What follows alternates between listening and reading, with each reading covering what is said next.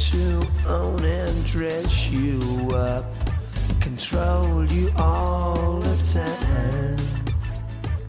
These are minor technicalities, as long as you die.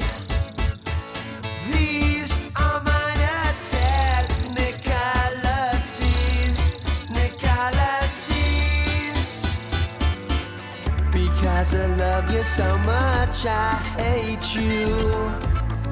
What am I supposed to do? 'Cause I love you so much, I'd kill you. Bastard me, oh bastard you.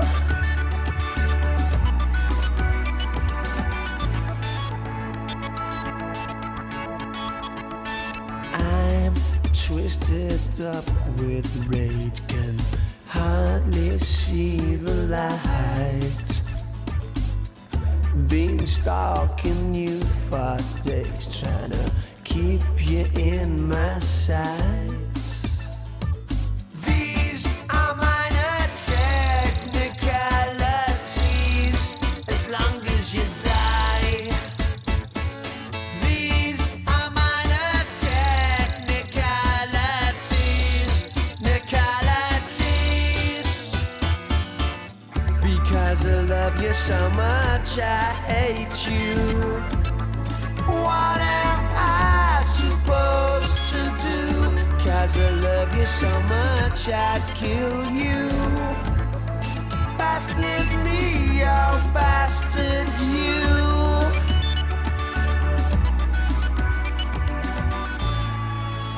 Here I was born, and there I died. It was only a moment for you. You took no notice. It was only a moment for you. You took no notice. It was only a moment for you.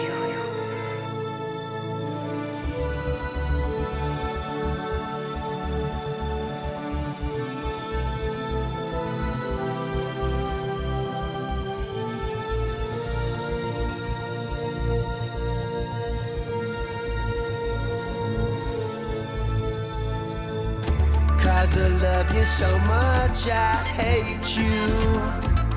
What am I supposed to do? 'Cause I love you so much, I'd kill you. What am I supposed to do? Bastard me, bastard you. 'Cause I love you so much, I hate you. What am I supposed to do? 'Cause I love you so much, I'd kill you. What am I supposed to do? Bastard me, bastard you. 'Cause I love you so much, I hate you.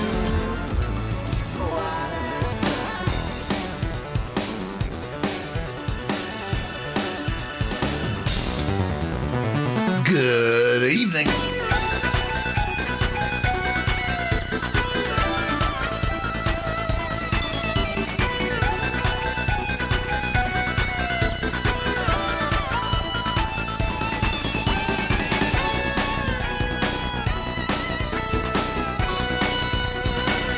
Hello everybody, thank you for being here. I hope you're feeling great on this Subscriber Sunday. Thank you for taking some time out of your regular Sunday to make it a Subscriber Sunday. And what do we do in the Subscriber Sunday? Well, I'll tell you. For a long-time subscriber, long-time mod, long-time friend. Yeah.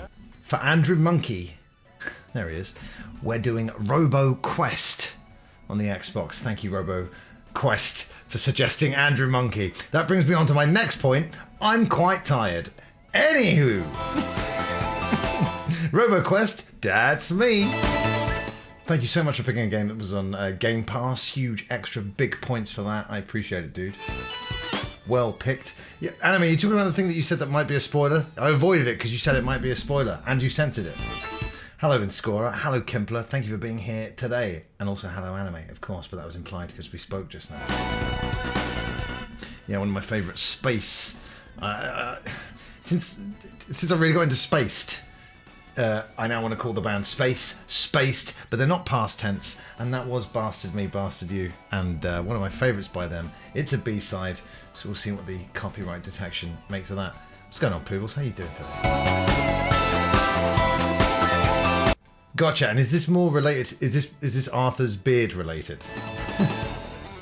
I'll just discover all the magic of Arthur's beard adventures within Red Dead 2 organically and naturally. So looking forward to more Red Dead. Now there will be no stream tomorrow because I'm really tired and I need to recuperate and get some stuff done. So thanks for understanding with that. Especially if we're doing Game Blast the weekend. There's going to need to be a few days off during the week, but don't despair because we're not going anywhere. Well, not permanently anyway. Of course, it's important. Anything related to a beard, and we're talking about Arthur's beard here, is front page news, and it needs to be talked about immediately. Yeah, I know.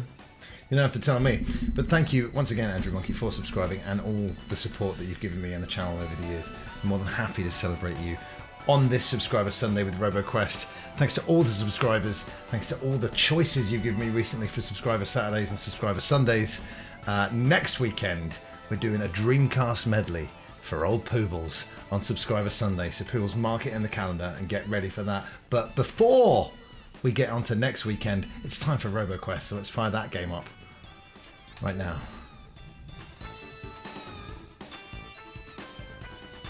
How loud's it going to be? I see what you mean. I'll check it out. So no, I haven't seen it, but I will see it. Nice. So I saw a little bit of this game through the gifs that I posted. Sorry, the gifs that I posted on the Discord, and it's looking very, very cool. I like the art style, cel shaded, the timeless art style. Nice, Simon. I appreciate you going in there and testing the waters for me. Thank you for being here. How you doing? Yeah, this music's getting me fired up for some Subscriber Sunday RoboQuesting. Just need to, got to do the important things. So start adventure. Yes, please.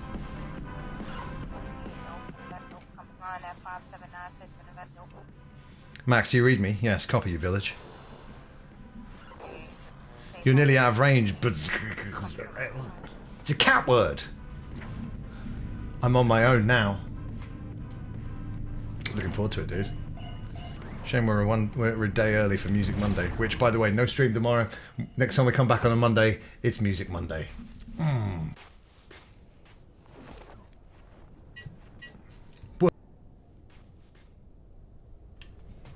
Whole freaking robot! Calm down, calm down. So cool. It is cool just to find a robot. Man, why don't I ever find a robot? I'm never tripping over big yellow robots. You're in quite good shape for an antique. She's talking to me.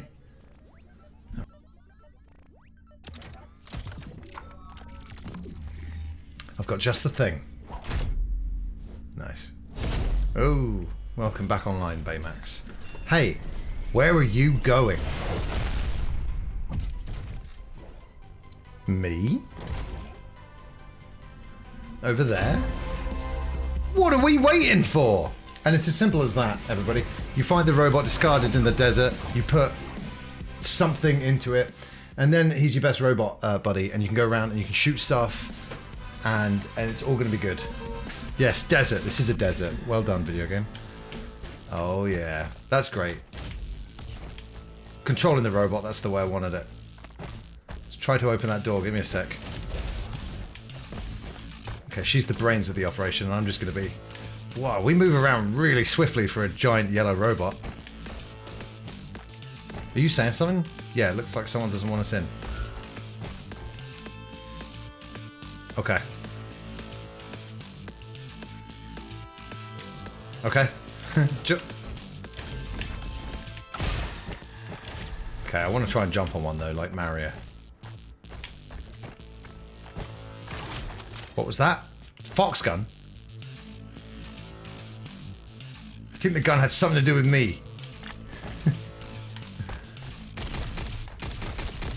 Yeah, Shades of 13. One of the first famous cel-shaded games. But I love it.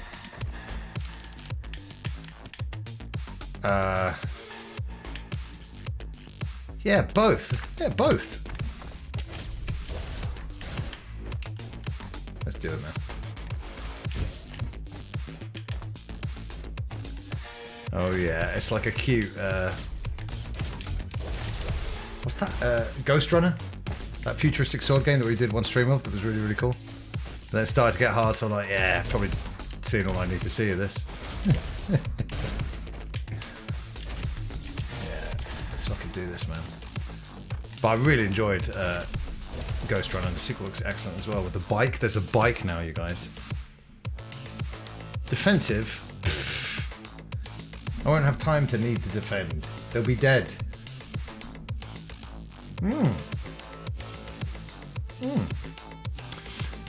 Yeah, I guess you're right.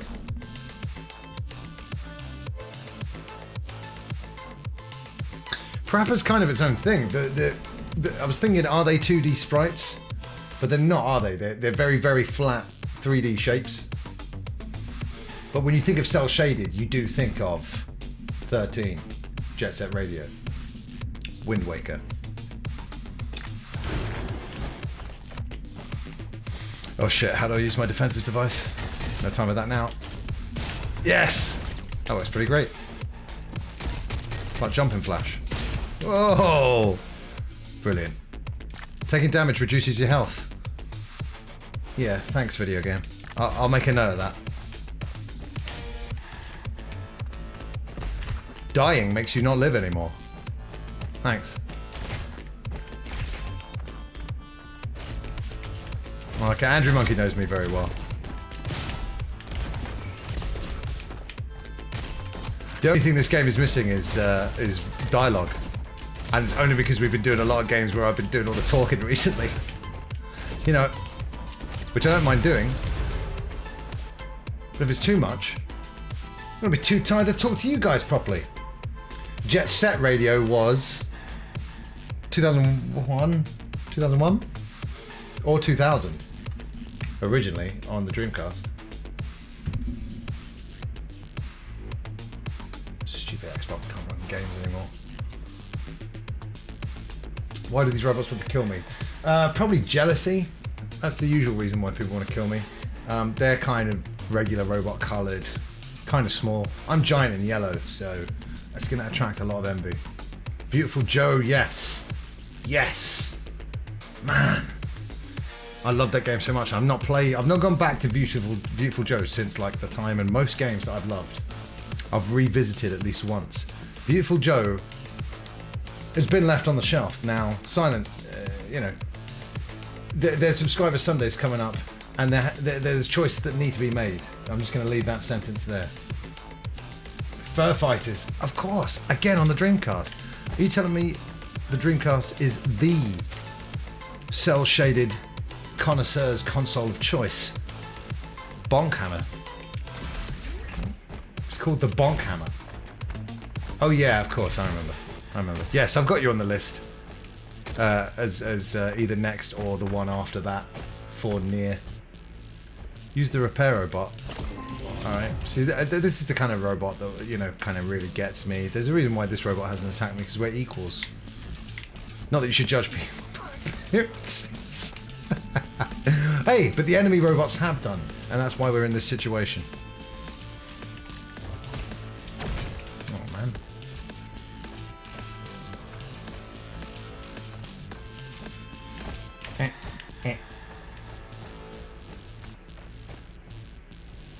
Yeah, it's just amazing how cel-shaded games just look like they were made yesterday. Shotgun or machine gun, everybody? I'm putting the decision into the hands of the viewers tonight, but only specifically for this one weapon choice. Everything else, forget about it. You know, I'm gonna do what I say. Yes, it does in Scorer. This is great. We're getting our definitive list of the greatest cel-shaded games. We're getting it. We're making it official. Yeah, shotgun. It's got to be in it. Oh, sorry, Andy. Okay. Hey. It's fine. You got to choose the game. Ah, make it worthwhile with a shotgun. Hey. Gameplay's great. Looks great.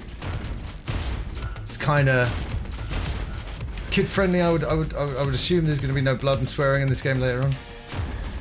But you never know. I mean, we can hope so, obviously. Yeah, well, they never said first-person jumping was the easiest thing in the world. I remember it being really, really tough in Turok on the N64, but going back to it, and it's probably the amazing remake from Night Dive. But yeah, platforming in that game is super easy now. Dual analog, you know. Evil bots, amazing. Yeah, poor Wind Waker. I will say, I was going to say it is Nintendo's fault, but that's a bit too strong. But Nintendo did put out that video, making everyone think that's what the next Zelda was going to look like. So once you've set those expectations and you give people something completely different, you know. So I do understand the reaction, and I was there. But yeah, and I was 18. I was like, yeah, it was cool, Zelda. What's this child's game they're presenting in front of me? And then obviously, you know, you get it, you play it, and you're like, holy shit, wow, amazing. And you know, I'm like I said, I was 18, so you can't blame me for that. There were fully grown adults who were acting like that.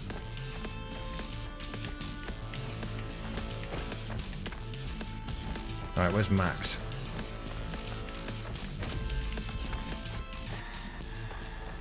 Hey, Max. We'll just send the evil bots in wave after wave until they reach their evil limit.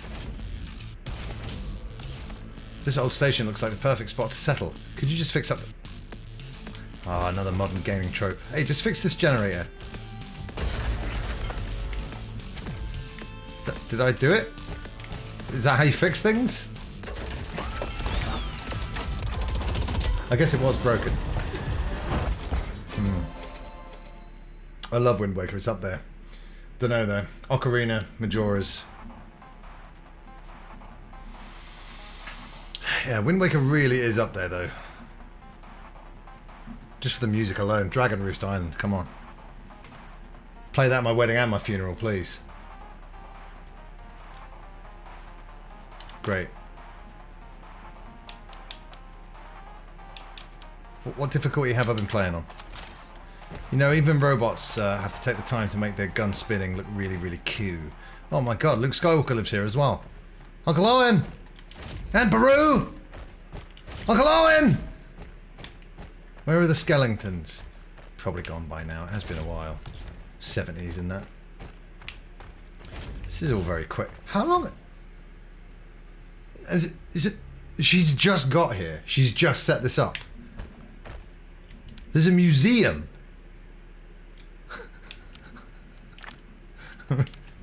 How long?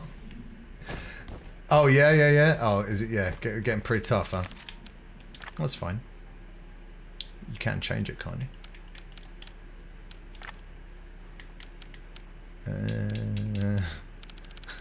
I'm making these decisions too quickly. If you can't change it, it's fine.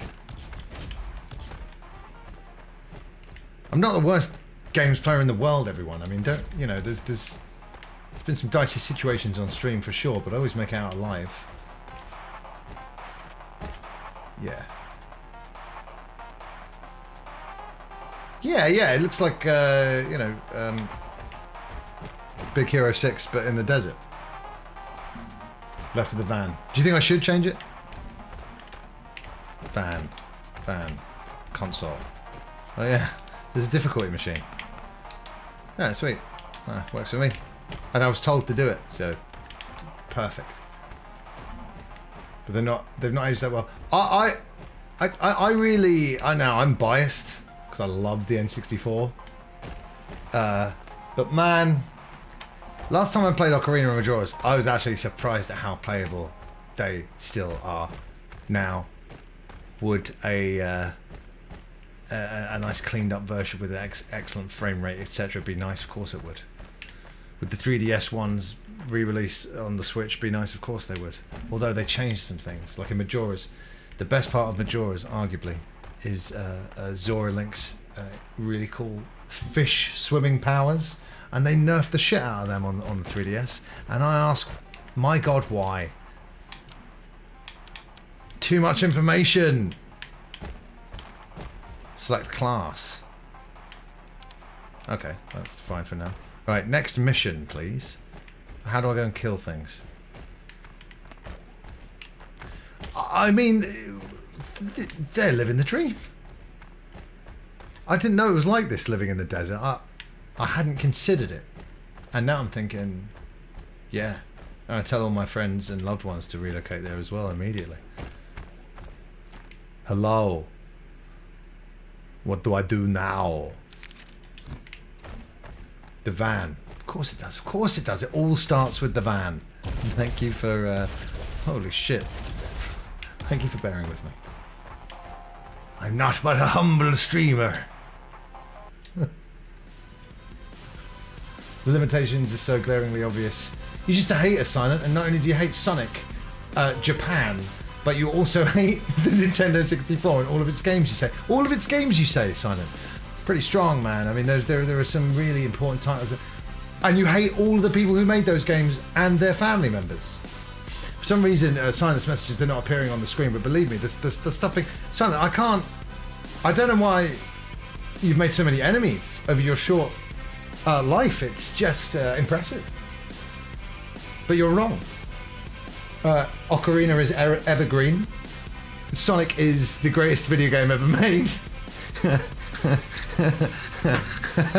And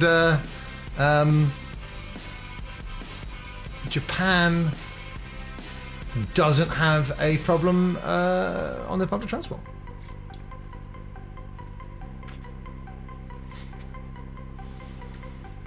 Now you're decapitating bunnies. Where does it end? Canyons. All right, buddy. This is my first time exploring there, and with those nasty bots around, I'm glad you're with me. Cool. So what? Am I getting into the van? All right. Oh.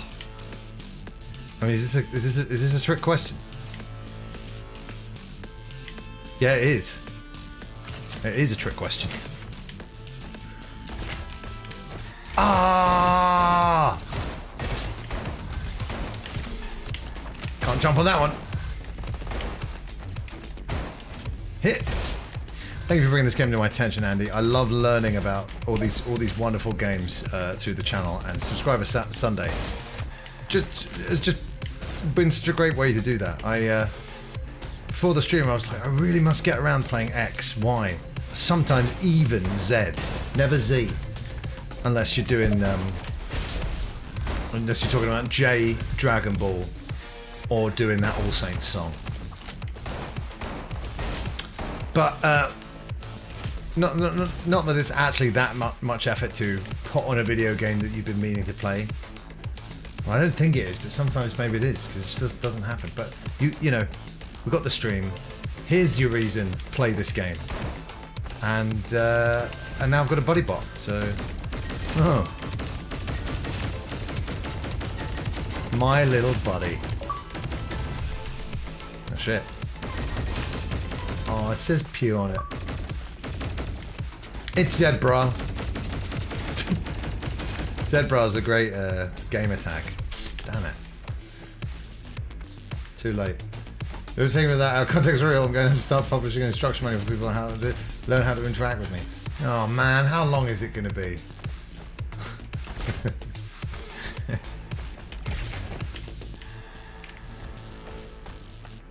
Yeah, I've got it. They're just giving them away. Okay, do I not still... How many weapons can you have? One or two? I assumed it was two. Is it just one? In the middle... Core?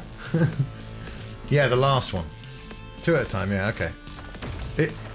Do I still have my initial 2 guns? I'm just temporarily holding this buddy bot or his buddy bot like a weapon that I got. And there's so much to do, so much to see.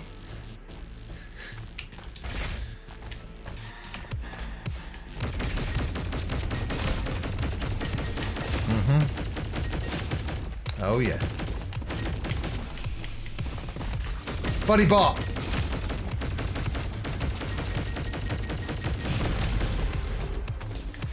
L Bumper. Who are you to doubt L Bumper? Oh, I thought I'd be able to... Okay, never mind.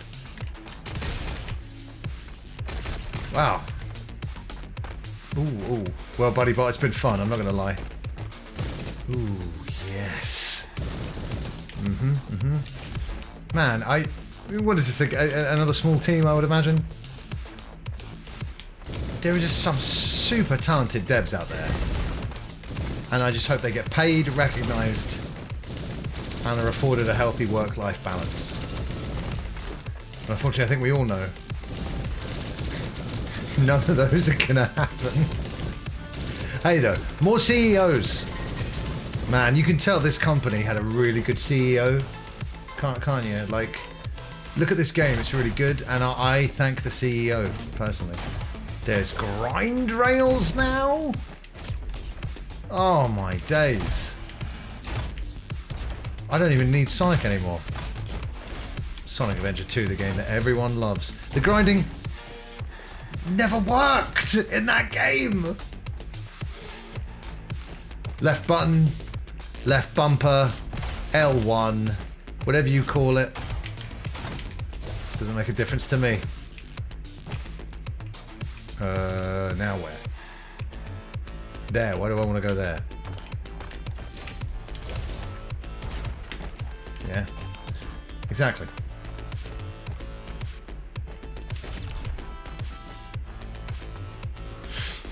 I've been here many times. When I used to play Titanfall like a lot, one of my teammates was like, you got to swap jump to the bumper so you can aim and jump and blah blah blah. It's like, yeah, that's all well and good, but my muscle memory's learned it now. And I know I've only just started with this game, but it's too late. Nobody ever needed Sonic. Nobody ever needed Air Jordans. Nobody ever needed the microwave oven. Do you know what I mean? But some things just make life better. Like Air Jordans, microwaves, and Sonic the Hedgehog. The coolest dude with attitude. It's because he's stolen your gimmick, isn't it, Silent? Cool dude with attitude.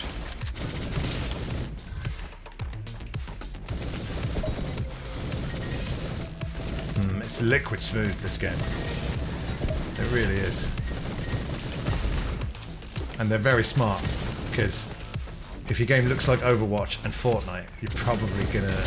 That's a good place to start. You know? The trick this game has missed, though, is that you don't have to boot Fortnite to play it.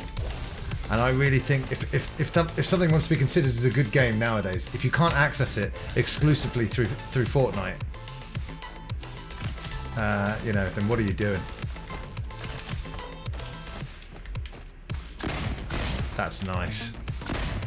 And when you make something cutesy like this, it's just genius, because you can then put double sawed-off shotguns in it, and it can be like, no, Mum and Dad, you misunderstand. Look, it's a cute game. And we're like, oh, I guess it is cute. I guess video games don't corrupt the youth, after all. Which, of course, we know is incorrect. As we all know, back in the 90s, the Sega Mega CD game Night Trap actually taught us how to maim and mutilate our children. Which is great, because up to that point, I didn't know how to do it. Night Trap, though, taught me how to do it. Jordan, stop you getting beaten up at school. Well, because you could jump really high over the bullies with the powers of Michael Jordan. I thought that was the magic stuff he made you drink. Ugh.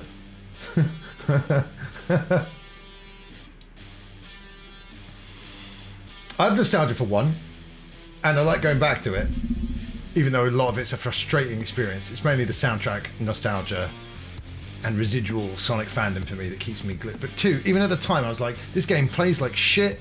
These Rouge and Knuckles missions are the definition of frustration. I was immediately not impressed with Shadow. Tails is in a stupid... Oh, that game, dude. Oh my god. Anyway, thank you for choosing this game for Subscriber Sunday, Andrew Monkey. I'm having a great time with the Craig. It's great to see you. I once played Super Mario and started to kill turtles en masse. Well, those turtles. If you hadn't have done that day, Craig, the uprising would have begun. So you prevented a sort of worldwide disaster, and I appreciate it.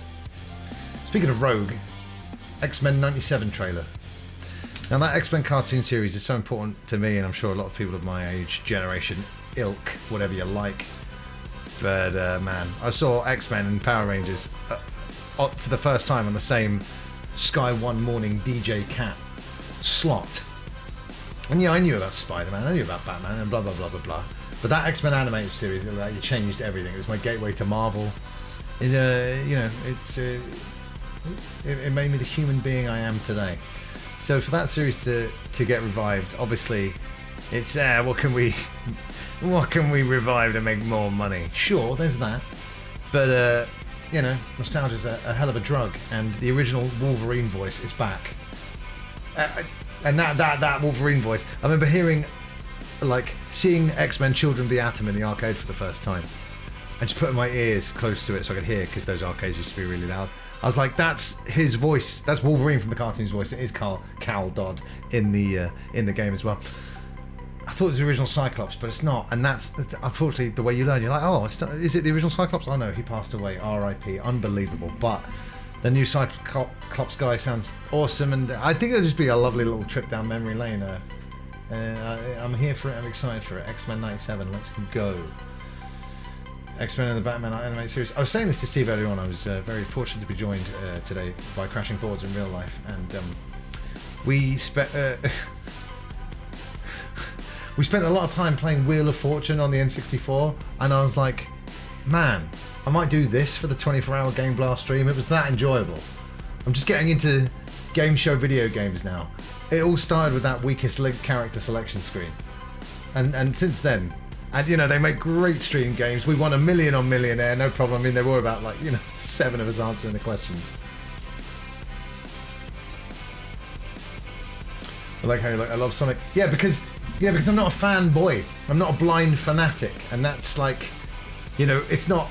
I like property X, and I'm gonna like everything that they do. No, that's silly. And when I'm playing someone that's not fun, I'm not gonna be like, well, Sonic Adventure 2 made me tear my hair out, but I like Sonic, so it's good. That's a fanboy, a fanatic. I believe the kids call them stans these days.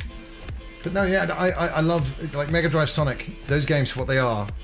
They may not be your favourite 2D platformers, but for what they're trying to do, it achieves it in every way. The Sonic 3D games, man, you're falling through the geometry. The camera's over here.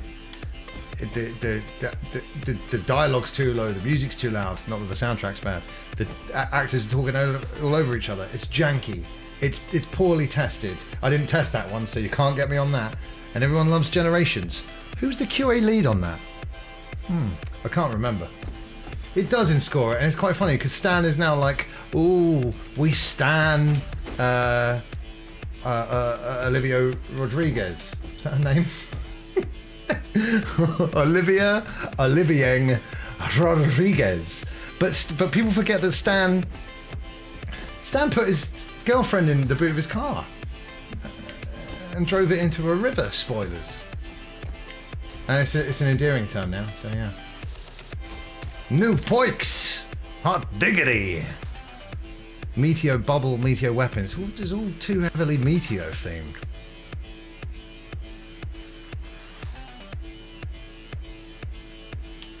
Fine. Yeah, exactly, anime. It's like, and I bet some of these mums who are doing it because their daughters say it. It's like, let me just show you the Stan music video, Mrs. Jenkins. And that's why we played Bastard Made Bastard You at the start of the stream. It isn't. It's because there's ties. That song, there's ties with me and Andrew Monkey. I did consider Stress Transmissions, dude. But it's a great instrumental B-side that rocks. But I haven't gone back to it as much as I've gone back to Bastard Me, Bastard You, a B-side off the Avenging Angels single. And I really think that's the one. And R.I.P. of course to Space's original drummer, because as one of my formative bands, I was listening to that drumming intently. Oh no! Stunning. Positively stunning. Fuck yeah.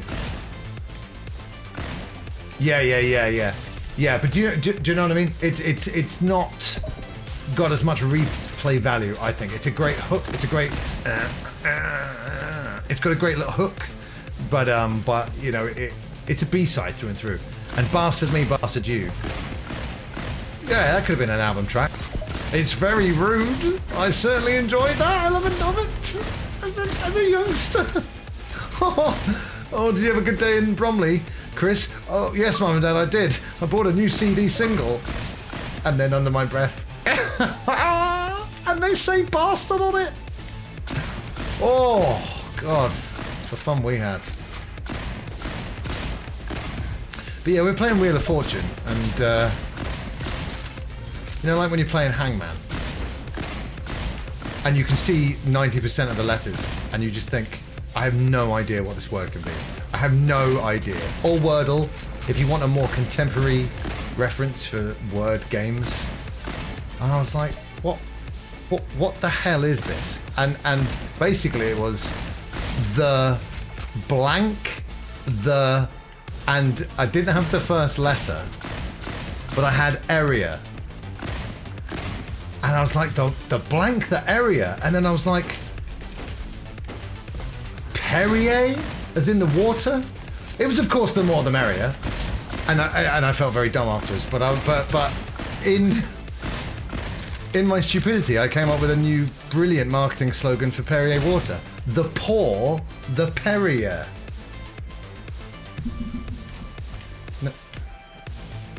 No? Okay, just picture the picture. The picture meeting. Here it is. Now listen, you've heard of the more the merrier, right? And all the board are like, of course we have. You know, the more people come to your party, the merrier it's going to be. It's like, yeah, exactly. Well, what do you do when they get to your party? The more the merrier, the poor the Perrier. Shh. You got the money shot of the glass of the bottle. You know, the condensation dripping down. I mean, you're talking about $1 million marketing slogan there. Hello, Totalis. Yes, first time for me. We're playing this because it's Subscriber Sunday. This was picked by my subscriber of the day, Andrew Monkey Totalis. All the thanks go to him. I'm having a great time. I love the look. It plays great. It's so smooth. Got a lot of personality. A huge fan of this game then. Do you know all? Because having an expert for a game that I'm playing for the first time on stream is always very, very welcome.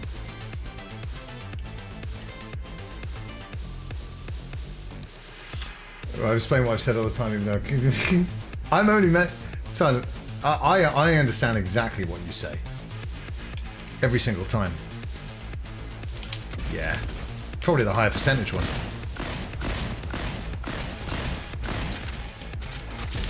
I haven't jumped on anyone for a while. Oh, yeah. It's great. What a little touch. A nice little touch. They didn't have to put that in there. But teaching the kids of today, this is how we used to kill enemies back in your granddad's days. You know, jumping on them. Whoa, whoa, whoa, whoa. That's a big angry robot caterpillar. Oh, they're everywhere. Holy moly. Oh boy. Do I have grenades or anything?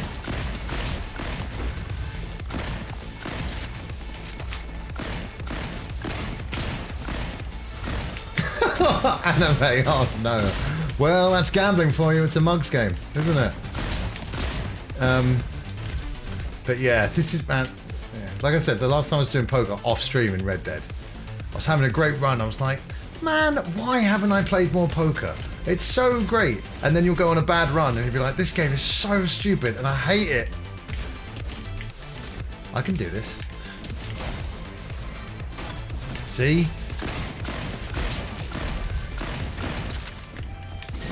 mixing it up. Yeah, the weapons are great. They feel really nice, tactile, weighty. You know, bullets feel like, you know, I'm firing them and they're connected to the enemy. Sometimes in shooting games where there just feels zero connection from what happens after you press the trigger to the enemy dying. You know, when you can't feel like the bullets are even connecting. And it happens in some big ones. I won't name any names. We'll save that for another time. Because this is Subscriber Sunday. It's not have a go at Gears of War Day. Oh God. What have I done? Hey, Brum Toffee. How the hell are you doing? Describe that requested this game. Yeah, I've always said this, and I've known Andrew Monkey for a long time. The first time I saw Andrew Monkey, that was the day the phrase Giga Chad was born. And if you look in the dictionary right now, you see a picture of him. Oh my word. Ah, shit. Can I just... Ha ha! Oh, he's defending himself somehow. That's marvellous, that is. Mamma mia! Hey, wait a minute. Mamma mia? I jumped on the enemy's heads. It's an ABBA reference. I knew it. Here I go again. Do you know what I mean? It's a little bit unfair on all the other Chads. Giga Chad is so great. You know, it wasn't like Ultra Chad, Mega Chad. No, friends. Giga Chad.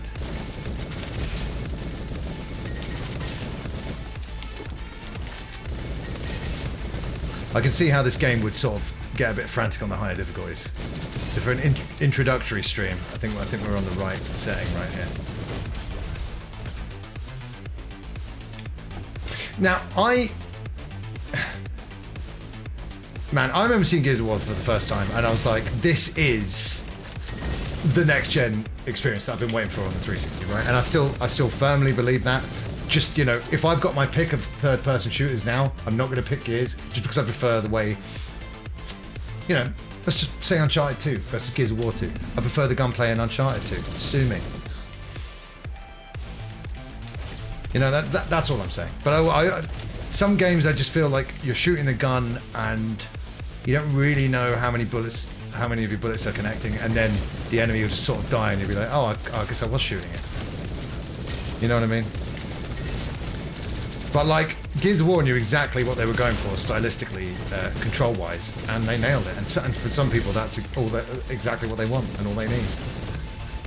And I call those people... No, I'm joking. I call those people discerning game enthusiasts. Okay?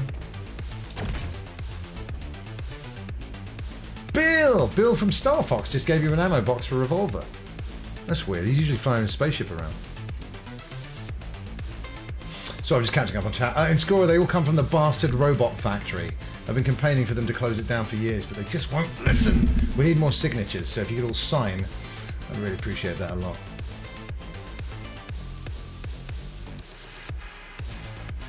To get your beard to max it. That's so great. Well, the picture I saw of Arthur's fully grown beard, like I said, he looked like Harry from Harry and the Hendersons, aka Yeti. And you're not getting that natural growth without them tonics. That's for damn sure. But I've been meaning to revisit the Gears series. I've played, you know, the first time I saw it, I was still at uni. It was in one of the uni bars, and I played multiplayer with my friend. I was like, wow, you know, amazing. By the time I came back to play Gears sort of properly, I'd played a lot more modern dual analog sort of games, and it's just not my favourite one. Now, guys, how useful are power cells? Because I want to give you the choice again right now. We've got the Blunderbuss, which is a great weapon name, and I love the Blunderbuss shape for guns. I think it's so great. We've got dual crossbows right here, but the power cell, what is it? Yes, disturbing gaming enthusiasts, exactly. They're everywhere.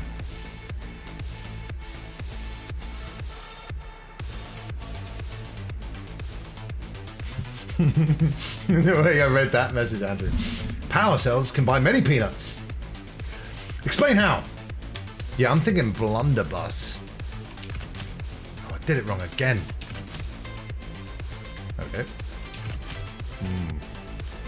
Look at the homemade jank nature of it. Great, I didn't even have to walk. I didn't have to use my legs like a sucker. That definitely, yeah. Well, Andrew Monkey, you've done it again.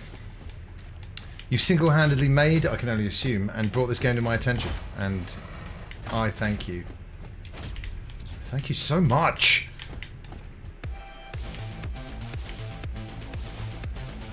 Makes me feel bad when they're kicking the intense music like that and I'm still like, which way?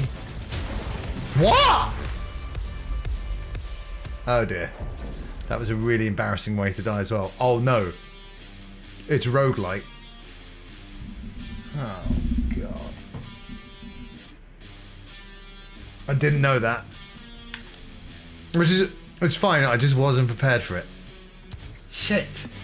I didn't, was my health low? Oh, fuck me, man. Okay.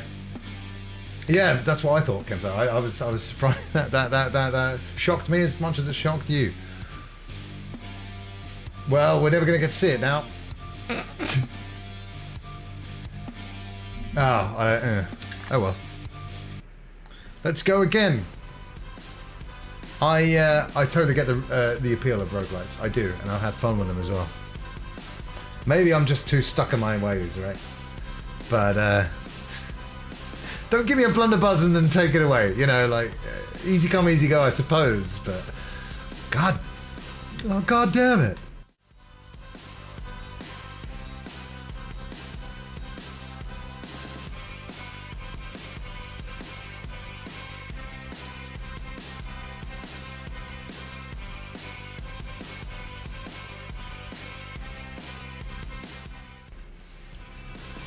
Did I play Hades? Not only did I play Hades, thank you for reminding me, but I've got Andrew Monkey's copy of Hades in my house right now. Yes, and every day I send Andrew Monkey a small sliver, a tiny piece of the manual in the post with my further demands. And yes, I too just remember that. And I really had a good time with my Hades run, and then we left it a bit too long and I was too scared to go back because of everything that I would have forgotten. But yes, played Hades, liked Hades, and that looks like the Super Soaker. Oh, what was it? What were the letters? I think it was just Super Soaker 500, wasn't it? Like Super Soaker 1000. I had a Super Soaker 100. And then didn't get an upgrade for a while, and then me and my brother got a CPS 2000 each. You know, one of those ones where you get hit in the side and you're like, damn it, stings.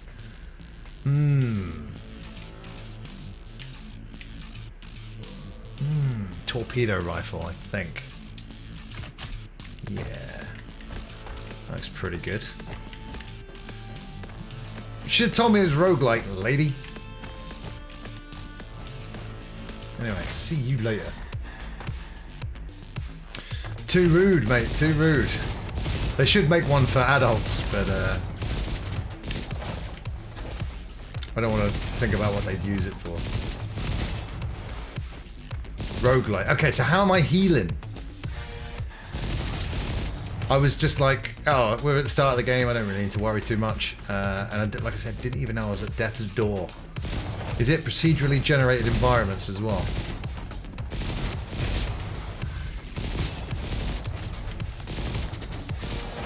Holy moly. Oh man. That's a bit unfair, isn't it? For the universe to give all the cool ideas to the same guy, Mr. Super Soaker, Mr. Nerf Super Soaker was his full name.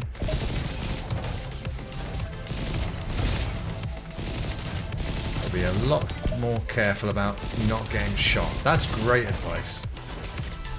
And now I'm going to start following it. Green orbs heal you. The healing robot. Yes, I remember them. Yeah. Listen, video games. If I'm dying and I'm streaming, make it really obvious that I'm dying, please. Thank you. Ooh, the windmill rifle. I mean, it's called Grandma's shotgun. So, you can use my shotgun to bring it back in one piece this time.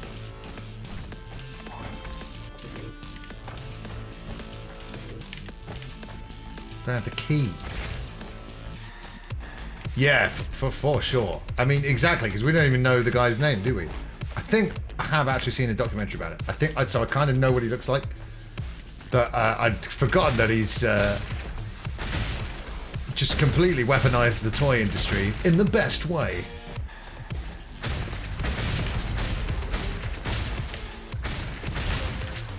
So, yeah. But I look at roguelites and roguelikes, like the destructible weapons in Breath of the Wild and Tears of the Kingdom. It gives you a great excuse to try out different builds, different powers, but then you'll find one you really like, and then you'll lose it forever. Stop throwing that shit at me! But yeah, why have I been playing N64 in 2024? Well, that's a bit of a rude question, mister. It's a great console, but I'll tell you. I stuck some stuff on my EverDrive, including the Portal 64 demake. Now that is so incredible that runs on native hardware. I cannot get over the GLaDOS dialogue is crystal fucking clear, and again, it's running on an N64. The control scheme's a bit weird, but that brings me on to the subject of control. You see, I've got the N64 wireless pad for the Switch, but you know what those Nintendo Online services are like. Not enough new games, not a wide enough selection of games, so you go on there, you might not feel like playing any of that right then and there. But I was like, this wireless pad is so cool, a brand new N64 pad. I want to use this on No Mercy, I want to use this on Beetle Adventure Racing. And so what I did was, there's a little dongle you can get. You put that dongle in your N64, and you can use any wireless pad on it. And it's not the first one of those dongles I've got for other consoles, but man, to have an official Nintendo N64 pad wirelessly controlling my N64 with the EverDrive in, running Portal, I think you don't need to ask how my weekend's been, because it's been amazing. Also, Dinosaur Planet. It was leaked. I'm running it on my N64. My God. What a time to be alive. And not only does this dongle, it lets you use the rumble feature, but it's also got a virtual memory card in there. So you've got your wireless pad that can rumble and use the memory card functionality. Just absolutely amazing. That's so up my street. It's, well, it's practically right at my front door.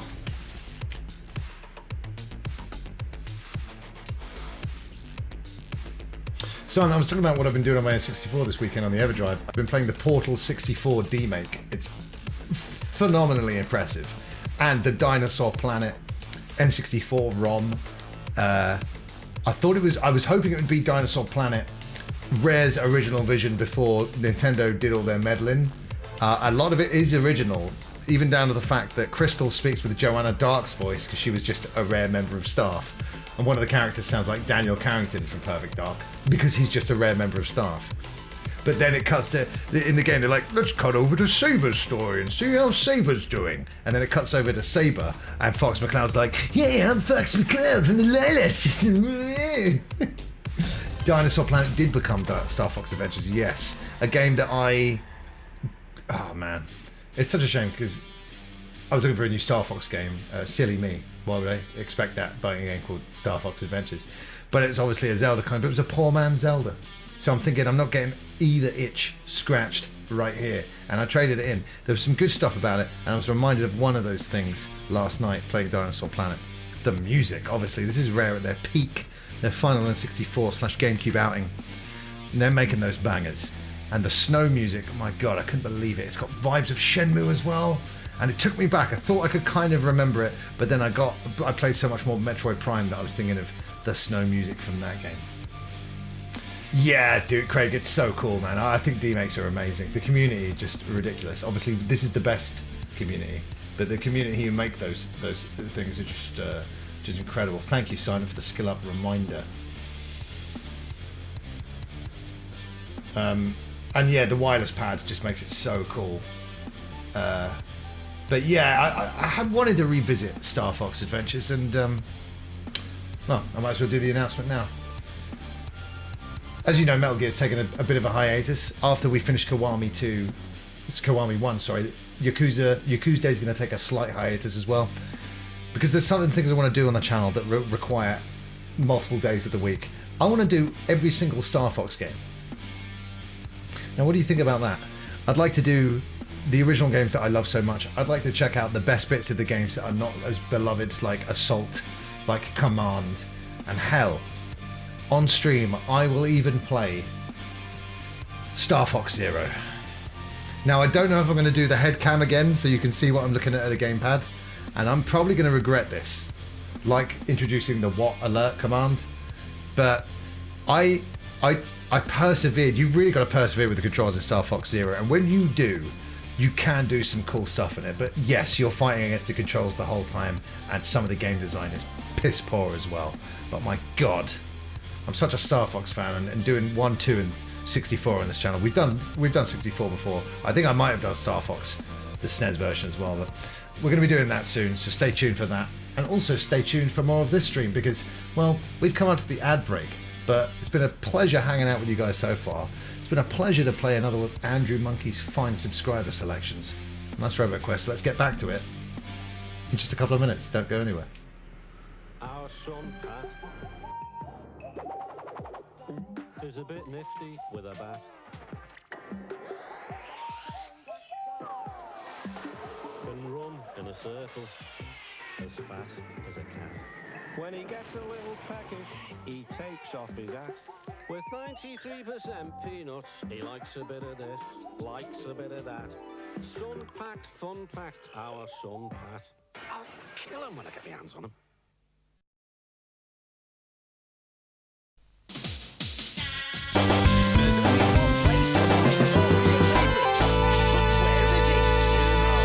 The gladiators know the place. Do you? Mr. Snoot / Mrs. Newt, thank you so much for that raid. How the hell are you doing? We've interrupted the ads just to say thank you, because a huge thanks. How are you doing? How did you enjoy the quarterfinals of Gladiators? It's amazing to see you here. Thank you for choosing this channel to bring your community over to. If you don't know me, my name's Chris, aka Chris Fox, aka the Psycho Fox. A pleasure to meet you. Pleasure to meet you. Yeah, what a yeah, and also I need confirmation, Mr. Snoot or Mrs. Newt. Please let me know. Back to the ads and then back to the stream proper for more thanks and more RoboQuest. Well, right after this. I think you do. It's the place for what? Now are you getting warmer? It's brilliant, mate. The place for Mike and Angelo. And don't forget Katie. Guess what? And the place for Art Attack. All your favourites are in one place from January the 6th. CITV.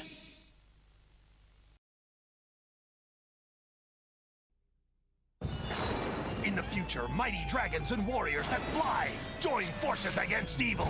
Their new Dragonflies posable action figures who pack a secret power, the power to fly. Wow, dragonflies really fly. Dragonflies on dragon launchers, zenith, peak, fly 'em, crash 'em against the evil Dreadwing. Now I rule the skies. Dreadwing, you're a dead ring. Dragonflies, flight is might. New Dragonflies flying action figures with dragon launchers, each sold separately, new from Galoob.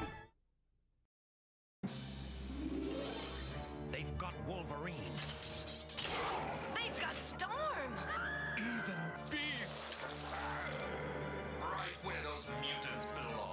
In a can. New from Chef Boyardee, all your favorite X-Men in pasta shapes and excellent sauce. We got 'em. And only you can set them free. New X-Men pasta. It's not just a meal, it's an adventure. Hero Quest. deep inside another dimension, face battling barbarians and evil magic on a quest for adventure in a maze of monsters. This is HeroQuest, the fantasy adventure game where winning means mastering the arts of combat. I'll use my broadsword. And magic. Fire a brat. Discover traps and enemies. Uncover secret doors. Once you get into it, you'll never be the same. HeroQuest.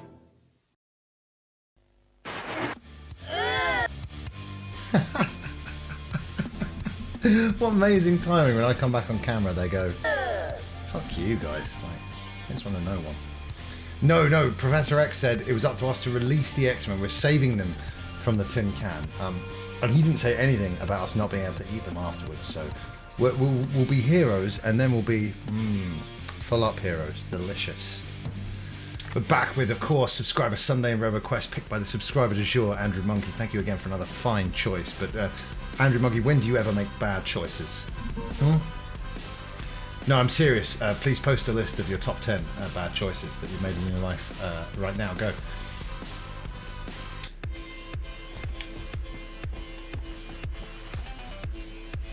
Someone's got to do it.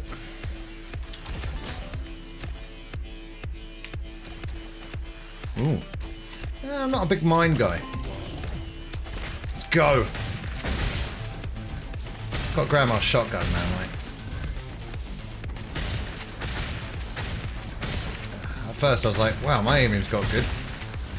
And back to normal.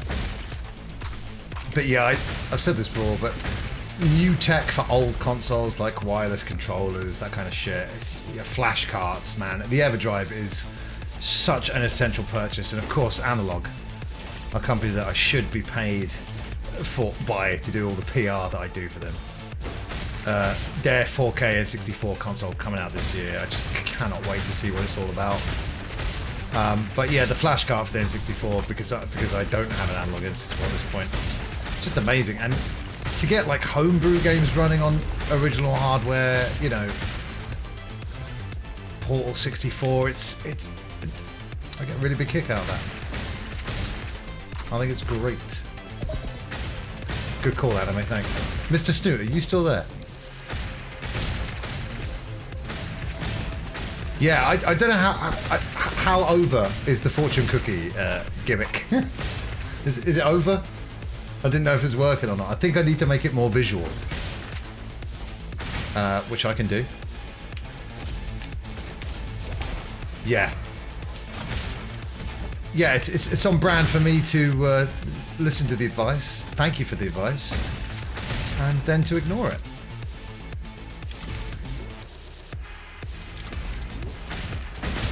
Yeah. You happy now? Are you? Because I won't be able to sleep tonight unless I don't know if you're happy. Doing grinding better than Sonic did. Generations obviously fixed that.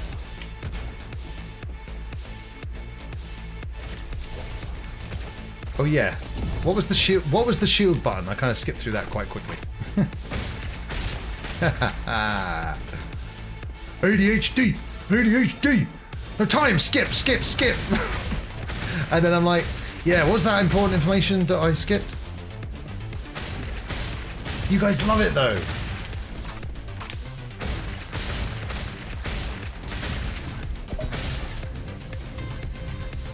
You can barely tell if it's activated. I'm not cute. Classic, that is. That's a classic cut. Shield. So shield just kind of... Oh yeah, okay.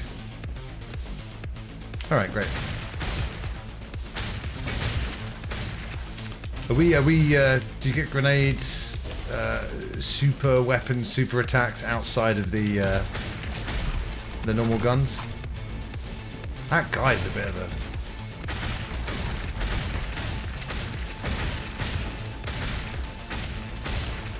Yeah, this is a very well made game. It's again slick.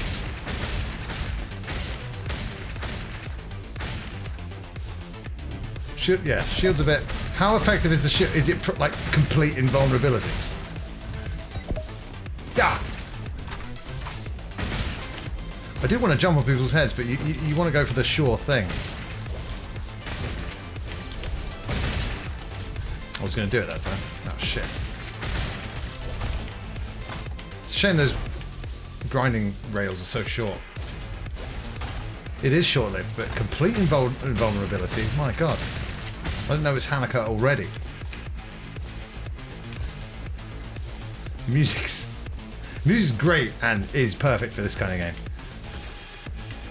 It's a bit more hardcore than the visuals, though. Like, I feel like the police have been called in Cyberpunk. Here's all you need to know about when we played Cyberpunk. When we played it, the police didn't work, and I can't remember if they never showed up when you did crime, or if they showed up and then just didn't do anything. But it was nice to not have to worry about them. Kaboom grenade. Alright, what's grenade then? Or does it just count? Yeah, okay.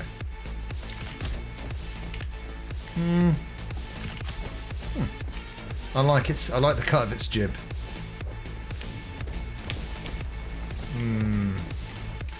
That's a bit too underpowered for me, I'm afraid.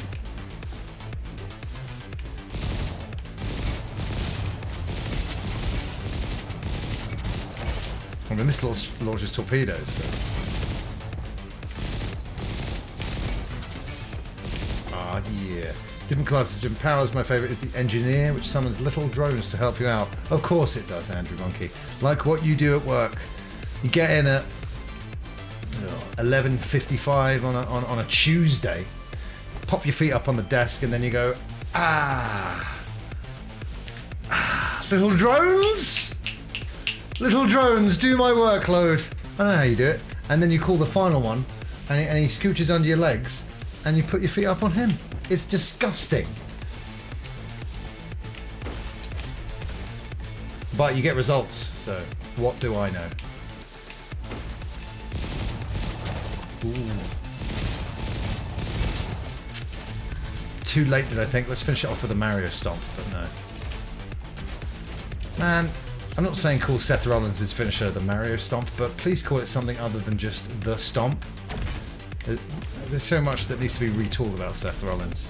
And then he could be this giant, he's a star, obviously, in wrestling.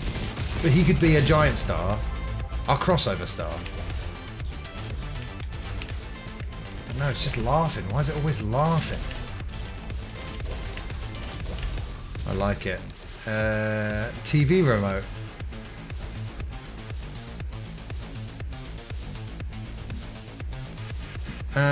Oh, okay. I'm good.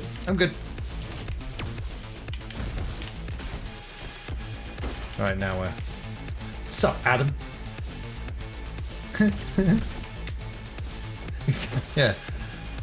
When a runner would like bring Mario Lopez like a cold coffee or a warm sandwich. Yeah.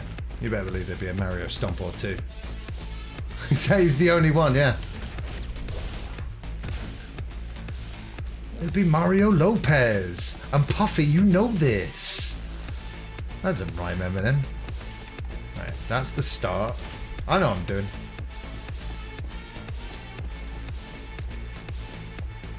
Oh, they're free?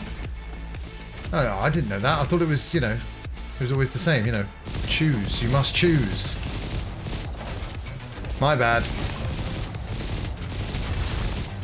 Too late now.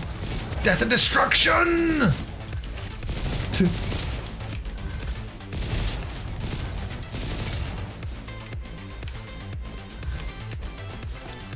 Nice.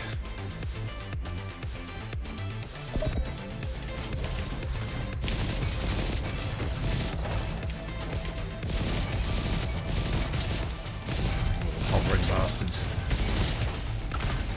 Oh dear.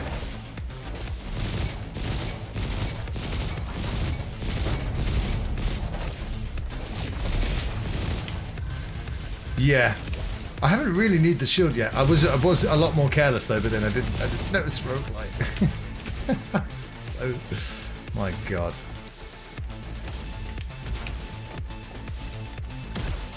Always behind the waterfall. Hello? Oh man, where do I get swim trunks from? I didn't see that. Let the record state that I did not see Andrew Monkey's waterfall message. Okay, never mind that. Where are the swimming trunks?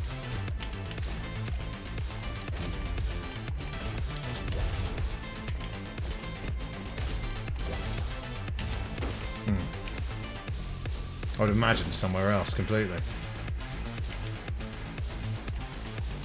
Oh yeah? It's a javelin actually. Oh nice. Whole new... brilliant. But that's activated like at the start of a run back at home base, yeah? Yeah, and I mean, you know, he does have a pair on already. I'm not saying they're the finest. But yeah, we've got to help this guy out. Where are the pants? Back at the base. That was for the class change question, but where are the pants? It's a bit slow, isn't it? No waiting around for Granny's shotgun to go off. It sounds like a euphemism, but it isn't.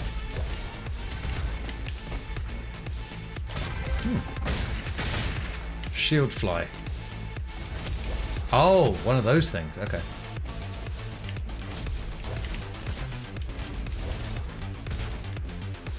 Is there something on the map I'm looking out for? I take it this is back at the beginning.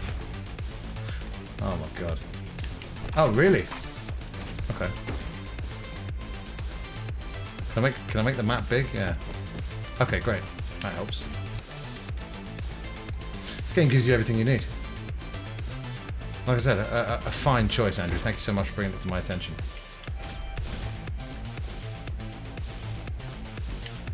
Exactly. Arnie did say the swimming trunks, but he just said it under his breath slightly. They're a bit Robotnik-esque, aren't they? These badniks. Whoa. No chance. Hello, don't mind if I do.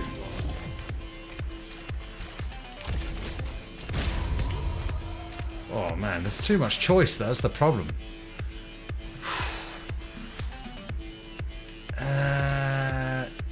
Yeah, alright. I don't know. Let's give it a road test.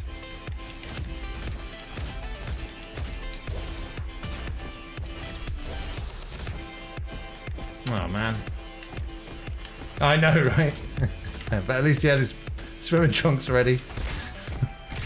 That's why he was giving the thumbs up, because he was like, I'm so glad we remembered to get these trunks. For this whole lava business.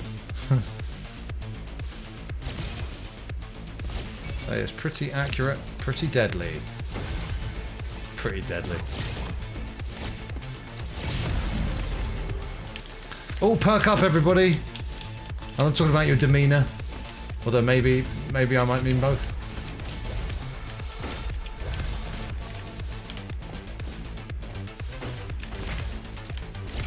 But that is something I can never do. I order you not to swim. I order you not to swim. I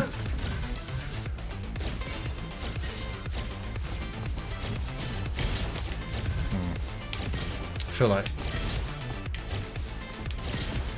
Katniss Everdeen. I was trying to think of a funnier example of a archer than that. But that's the one I'm going with.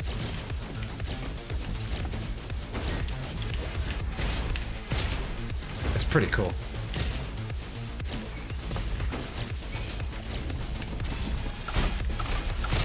How powerful is that? It's alright.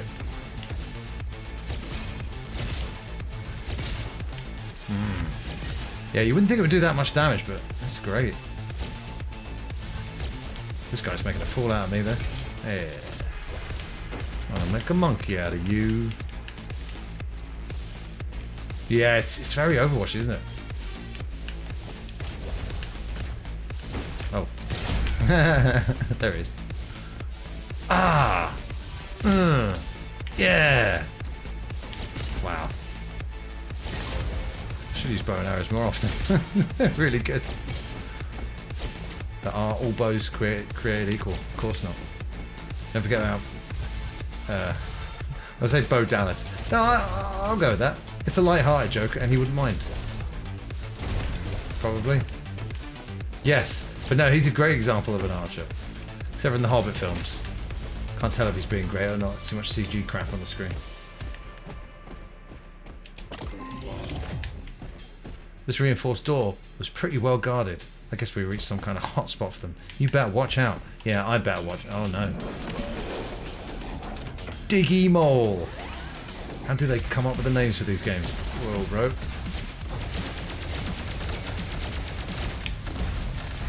Oh, I can turn off the shield as well. That's great. Whoa, dude.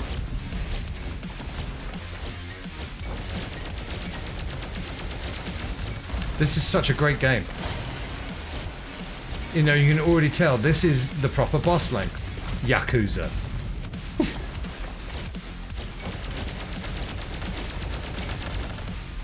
Fuck. Come on, Grandma. Help me out. Yeah, Robot Hawkeye. Oh, shit. Oh, we're jumping over that. Fuck yeah. Ooh. Yes, please. Goodbye. Go back to the Turtles cartoon show. You know those modules? Look like one of them modules? Cute. This is the first boss, though. That's true.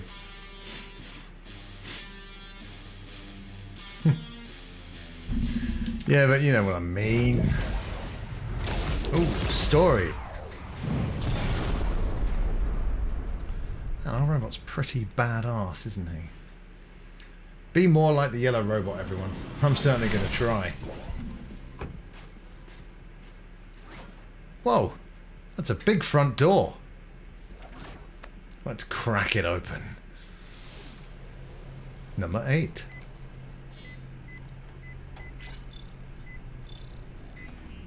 Good to go. Brilliant. Hold tight. Oh, thank God you told me to hold on for that. Oh no. You're sticking your nose in where it doesn't belong, human vermin. Vermin? Seriously? That is rude. Bye-bye, nasty little virus. It's that easy. Okay, let's do this. Lovely, daughter of, why won't it open? McAfee. Password 1234? There's no way machines would have that as their password. But it doesn't matter, because we've made it Haven 8. We can actually get into this place, unlike Fist of the North Star. Oh really, Kimbler? Well, like I said, I may need Tuesday off, but if not, we'll see if we can get Kiwami done and dusted. So we take that short break from Yakuza Day, get things done like every single Star Fox game, you know, onto the really important matters in life, you know. Seinfeld base. This is the only thing the game is missing. And they've changed up the look. Very nice. Yep. For a while I was concerned about Andrew Monkey's video game taste because of all the Assassin's Creed playing, but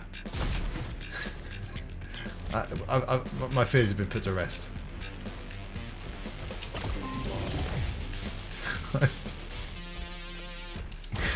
I'm only joking. Hurricane rifle. Nah. These guns. If it ain't broke, when in Rome. Fuck yeah, man. Damn, man.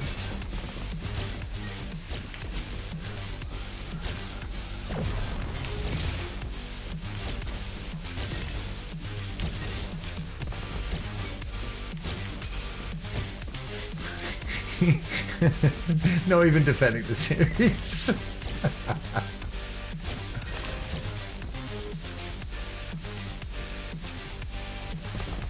What the hell? Looks like the skyhook from Infinite. I've actually got one of those.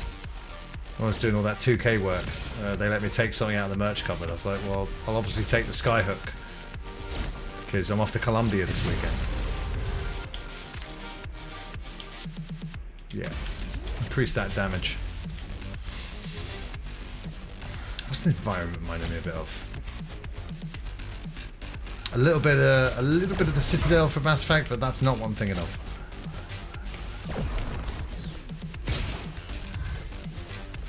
Do you mind, sir? You do. You do. Just ask any Yakuza fan. And, you know, here's another thing. There's not been a good Star Fox game since 64. That came out in 97, alright? Why does that happen to the games that I love?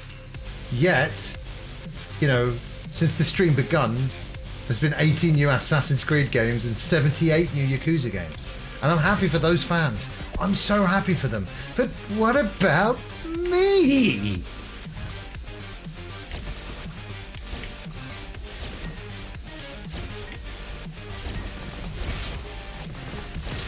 I love the fact this robot's like, I don't need to spin my stuff, but it looks cute, so I'm going to do it.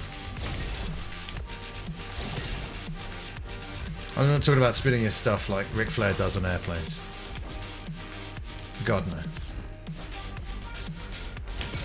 Oh boy. I'm so tired. Having a great time though. I'm so pleased. This is exactly the game I need tonight, Andrew Monkey. Thank you so much. You want more Red Dead games? Well, we play it every week, Anime. So don't you worry. Oh, I see what you mean there. Well, that's true. There's only 2 Red Dead games, technically, and the Undead expansion and Revolver. But Red Dead 2 was very recent, and that's like a 200-hour game. You know, I've been waiting for the new good Star Fox since 1997. But Miyamoto, for them, it was always... Star Fox was always a vehicle to attach to kind of new experimental gameplay mechanics and techniques. And that's why they're like, well, we have no reason to make a new Star Fox game, and they feel the same way about F-Zero. It's like, well, what new things can we say? Well, there hasn't been an F-Zero game since 2003. So there's a new thing that you could be saying. Hey, F-Zero, here's F-Zero, and it's new because it hasn't been around in so long. It's going to be brand new to a lot of fans. But it doesn't always need to be the case. But yeah, like, the animal characters weren't put into Star Fox until like really late. And that was Miyamoto's idea. And to be fair without them, you know, but... Can I just shock you? Not every Miyamoto idea is a good one. Star Fox Zero, because that was like... It wasn't just, we need a Star Fox game. For the Wii U, it was like, we need to justify this gamepad that we've not used. And they went all in on Zero with it. And didn't give you any control options. And it's kind of arduous to play that game at times. A lot of the time. But then there's something that will happen, you'll be like, I'm about to die. That was me changing subject to what was happening in the game, by the way. I was talking too much. Still waiting for Metroid Prime 4. Yeah, for sure, but at least we know that's coming. Like, you know, I don't... Especially after the failure of Zero, but... As if that's Star Fox's fault, right?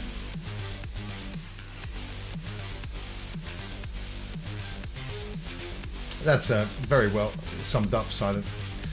There's so many good things about it, you know, like I've met so many cool friends for life in the industry. But yeah, idiot CEO people make all the decisions, and that's why all my friends lose their jobs all the time. And yeah. Right, I need some sort of...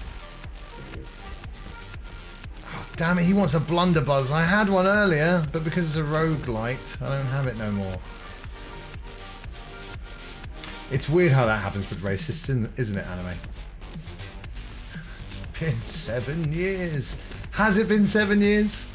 That's nuts. But again, you know, more recently we've had a Prime trilogy, Star Fox 64 again, 1997, and it's still one of the greatest on-rail shooters of all time. It's still so much fun to play. It's aged perfectly, but very, very well.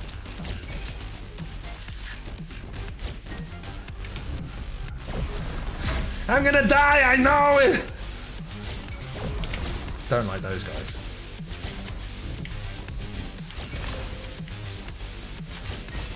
Say the goddamn words, you're not gonna die! Say the goddamn fucking words!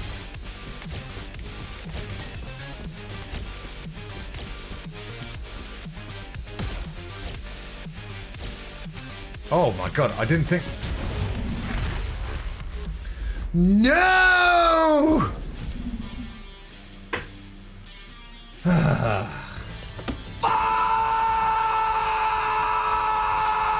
Nintendo still tease that they care about Star Fox. Yeah. But no, wait a minute, how do they? No, they don't.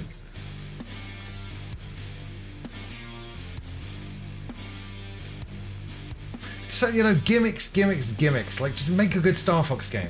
Crying out loud. Ah. GG, go next. What do you mean, go next? Oh, you want a Psycho Fox fact? Anyway, thank you so much for doing that Fox fact. A Psycho Fox fact, huh? That's a great question. you hit me at the time. God, literally nothing to say for myself at all.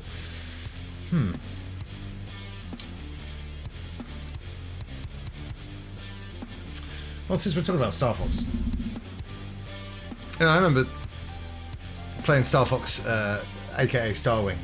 I had a Mega Drive. I had a neighbour who had a SNES. I remember seeing Star Wing for the first time, and I just thought, this is impossible. Like, how is this running on a SNES? I know there's a chip on there, but I was saying to Steve earlier on, I feel really lucky to have lived through the years of gaming that I have done. You know, like basically from the beginning, seeing so many leaps that we don't get anymore, the leap from 2D to 3D, that kind of thing. And I just, it just had everything. I thought about it for years. I loved the Corneria music more than life itself. And then he invited me round a few years later to check out Star Fox 64, and I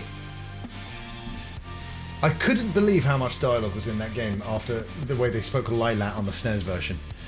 It changed my life. You know, there's so many life-changing moments through video games, and I wanted that game so bad, and I had to get games from Japan or America because I have a Japanese N64, and I was very fortunate enough to go to San Francisco that summer, and I was told if I behaved myself, I would get Star Fox 64 purchased for me in America.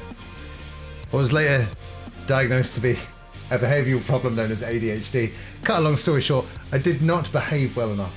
I did not get Star Fox on that trip, and as crushing as that was, coming home, my friend who showed me that game, he had finished with it, and he sold me his copy for a very reasonable price soon after. And Star Fox 64, like I said, remains one of my favourite games of all time. It's in my top 10 list, and there's your Psycho Fox fact for you.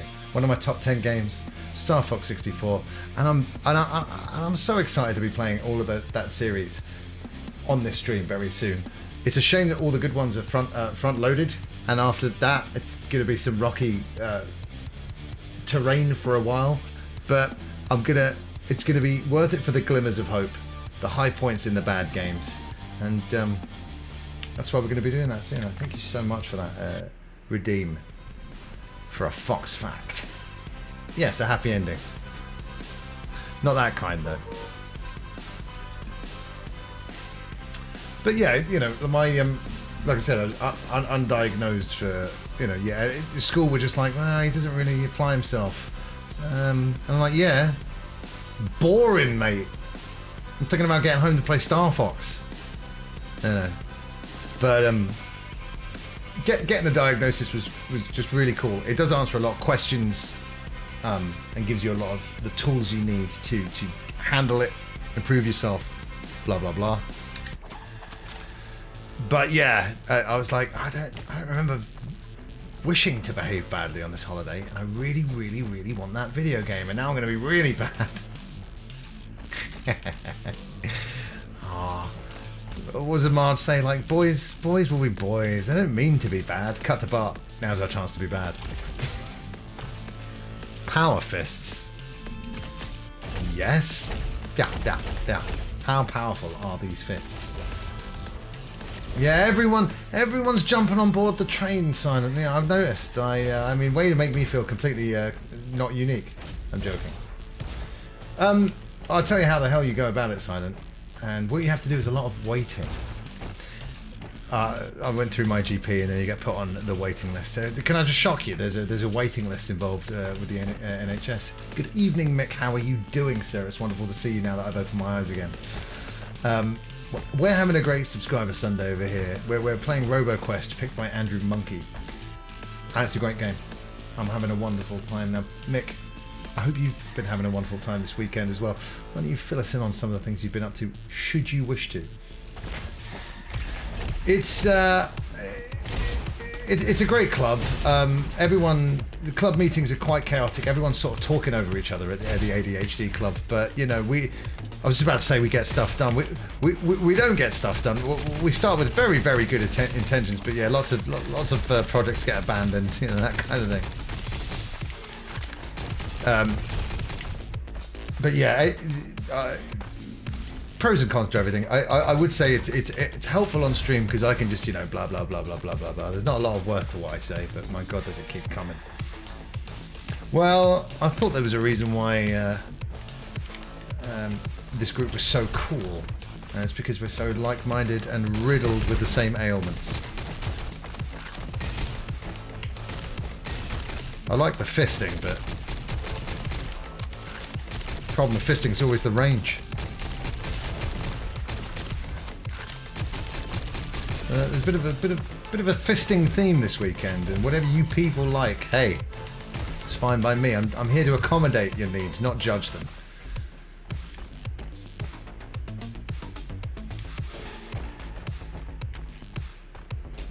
Ah! When I was at school, ADHD. Yeah. I was going to bring this up as well. It was kind of like when I was at school. It was kind of like. Right on the cusp, there was still some old-fashioned things like teachers who will hit you with rulers. Not that that ever happened to me, but happened to a lot of people. But on the cusp of like everything being a bit more modernized, you know, a lot more computers in school, that kind of thing. And there was a kid at school who was known as, he's got ADHD. I nearly said both of his names. But everyone knew that he had ADHD because he'd go around fighting people all the time and like glassing people at the local pub, you know. And I don't do that anymore, unless you cross me. But yeah, he was like, oh, that's the kid with ADHD. But for me, you know, I had to have a lot of tutoring, a lot of special attention. Luckily, we had an amazing headmaster. But at no point was it ever, hey, maybe he's got a learning difficulty, because it wasn't that common at the time. So yeah, I got my diagnosis late, but better late than never. Again, really helpful. And then, you know, it makes people like MJF my hero when he's doing those promos on the show. And I'm like, that's really touching. I tweet him about it. He messaged me back. That was so cool. It really was. To see someone that you admire so much talk about something that you've got, you know, real first-hand experience with. Let me just finish your message, Simon. Last year, so my school really went a big thing. Yes, yeah, well, exactly, man. One of those quite late discoveries always had from focusing school. Yep, good boring. Every teacher always said it was really lazy. Yeah, I always got really smart, doesn't imply. So I just focused on the first part. Really smart, you say. Thanks. Bye. And they're like, no, wait, you got... And I'm like, no. I got it. Really smart. Oh, thanks for the feedback. See you later. It was pretty much a straight A student when I was 12. Yeah, dude, I remember... Well, primary school was just awesome because it was so easy. And then secondary school, the first year, again, easy. I remember got the highest results in my end of year English exam in year 7. And then after that... And I didn't even pass my whistling class, as you heard, as you just heard then and there. Yeah, I'm afraid. Yeah, Fox gun! Fuck yeah!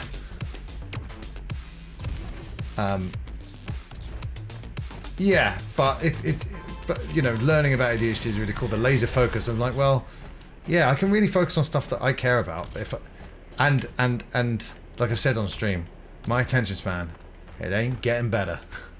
It's getting worse. How is it getting worse? And then something I've noticed, you know, being in my, I nearly said mid to late 30s. I'm in my late 30s. You know, when you're a kid, everyone's sort of on your level. If you've got ADHD, you grow up and you kind of stay, you know, excitable. I'm still into nerd, childish things. And then all your friends grow up and they're like, I'm actually quite a boring adult now.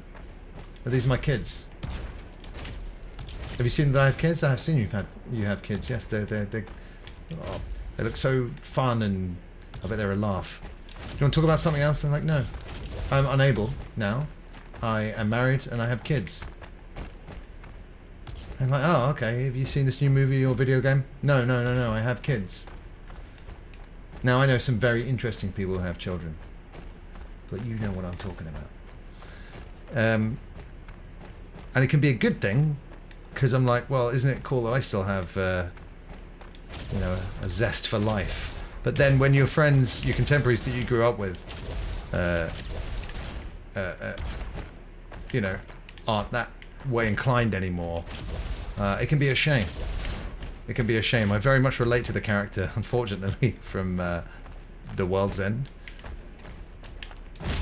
I'm not that much of a bastard, thank God. But yeah, it's relatable. It's when he's all like, whoa guys, and they're just like normal adults. That's my life.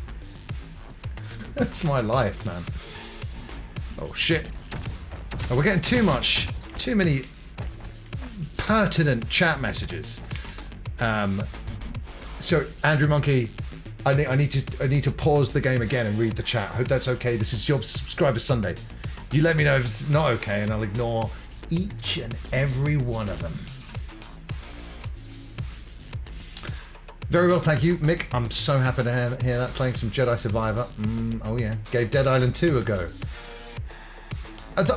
Man, I remember Dead Island 1. There was a lot of hoo-ha around back in the day, but wasn't it never any good, really? And the only thing I remember about it when I think about it is the torso, the severed torso edition. Did you get that edition, Mick? The torso edition?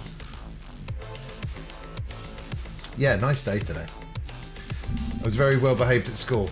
Yeah, I wasn't bad, but I would rather be talking to my friend about X-Men rather than learning about geography.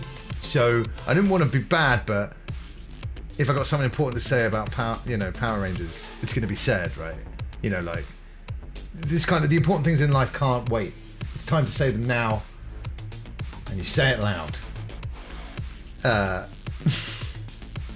But yeah, just chatty, easily distracted, distracts others. You know, all the best stuff. You know, stuff that makes a great streamer, but maybe not the best student. Got my autism diagnosis. Oh yeah, and they also said, yeah, and we think you're somewhere on the spectrum, but we'll come back to that later. They never came back to that. But aren't we all on the spectrum? Autism diagnosis, age 31. When I look at my school reports, I wonder what the hell. Yeah, dude, it's score exactly the same. It is like, oh, and I just think it's about, you know, time, place. Sometimes even nowadays, you're probably not going to get a teacher. You know, you'll have one of the rubbish teachers who just thinks a kid's being a dickhead, and you know, they're not. And I think, unfortunately, so many people need to be educated in different ways, and obviously, how are you going to do that in a school? You know, so it's tough, man. It's real tough. Really smart, doesn't apply himself, underachiever. And look how much you've changed, Silent. My degree's been hellish at times, dude. Like I said, man, I have so much respect for you doing that as an adult, because studying anything now, again, if I'm not interested, like I had the capacity to do it at school, but it dwindled and it dwindled and it dwindled. And now at 38, if someone said, read this book by tomorrow, I would say, no. I'm not going to do it. Man, our school, Andrew Monkey, can attest to this. They were like, okay, so in the first year, year 7, you got half an hour homework. Yeah, half an hour homework a night. And every year it goes up by 10 minutes. So I'm like, well, so what, by the end of my school tenure, my whole evening is spent doing homework? I don't know what happened. I don't know how I got away with it, but like middle to the end of school, I don't remember doing a lot of homework, and never really, there not really being much of a blowback about it. Very odd. But man, the Sunday evening when it was time to get your parents to sign your planner, and you know, my planner had messages like, Chris was hilarious and very handsome at school today, but you know, didn't really do a lot of the really important Jane Austen comparison work that we wanted him to do. But here's another thing. You got the curriculum. We've got so many books written in human history. Why, at the year I was studying English literature, were the only choices, Jane Austen. No, Jane Austen. Yeah, forget giving the students a choice, like out of maybe a selection of books. No, just Jane Austen. One time we had to write a comparative essay comparing Emma and Pride and Prejudice. Well, they both star privileged, miserable, complainy people who are never happy. Oh, marry him? I don't think so. Actually, do you know what? I will marry him. The end. And I'm thinking,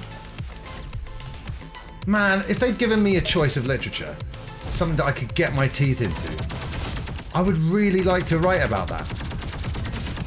So it wasn't my fault. It was the school system. The homework system was so bad at our school. Andrew, he just left. And I never saw him again until the stream. Okay, I think it's quicker now. Who here doesn't have ADHD? And again, thanks everyone for making me feel so like cookie cutter. Oh, there's a million of me, is there? Brilliant.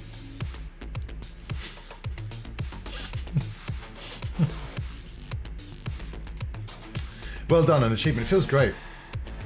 It feels really, really good. I'm still catching up on the chat because I'm a little bit sleepy and it's a little bit more difficult today than normal. Find it hard to think of tasks in a linear fashion. Yep. Oh yeah. That's a great tip. Just for anyone in general, you know, when you talk to their friend and they're like, I've got so much to worry about at once, you know, this and this. Always break it down, small, bite-sized, manageable chunks. Once she's got an autism diagnosis, which was a fucking huge surprise, but made a lot of sense looking at the symptoms. Yep. Very much made me question my own symptoms and stuff.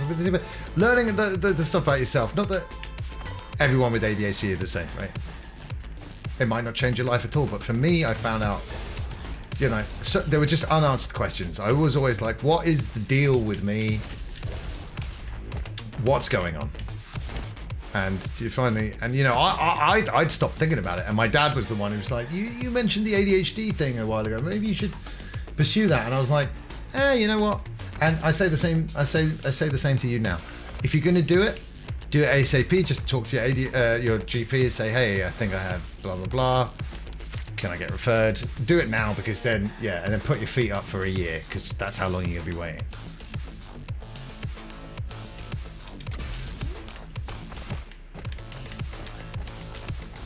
I think we're gonna need to all get we're gonna need to get a foxhound who's a doctor, and they can just quickly diagnose us all in the chat. How quick and easy would that be? Never did any homework at all. I remember doing it first, but then I go, man, and I still feel this same way basically. You know, you're at school all day long and you're not getting paid. And even though you don't get paid, you're expected to take your work home with you. And it's like, yeah, I could be doing this geography homework. But I think if you look, it's Neighbours, Simpsons, Fresh Prince, Star Trek The Next Generation, Sliders, Buffy. And after I've got through all of that, I may have time for your homework, but I don't think so. Because of all that television watching, it takes a lot out of you. I'll be knackered. Time for a sleep. That looks right out of Earthworm Jim 2, that one. I don't even... Yeah, right, we're keeping that guy. Alright, Foxgun, I love your name, but...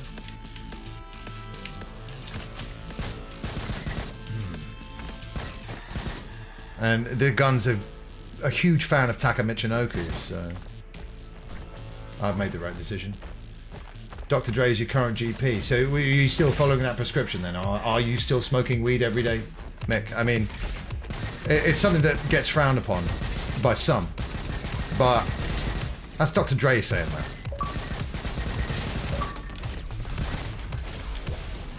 Oh yeah, I did pick up that key. Oh well.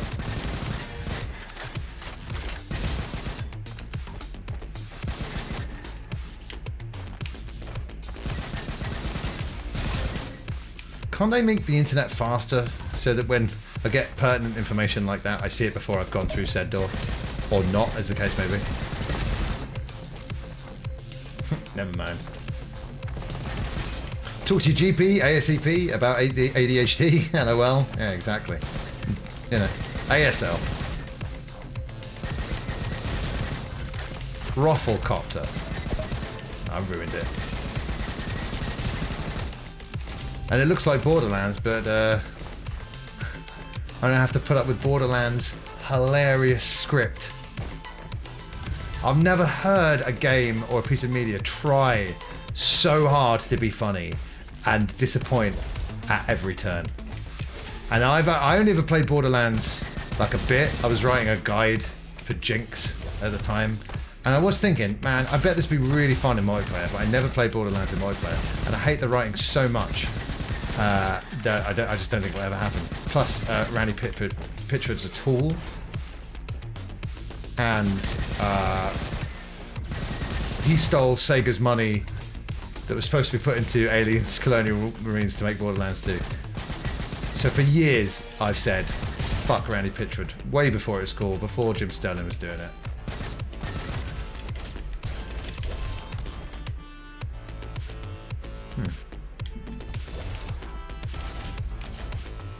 No, I don't want to launch mines.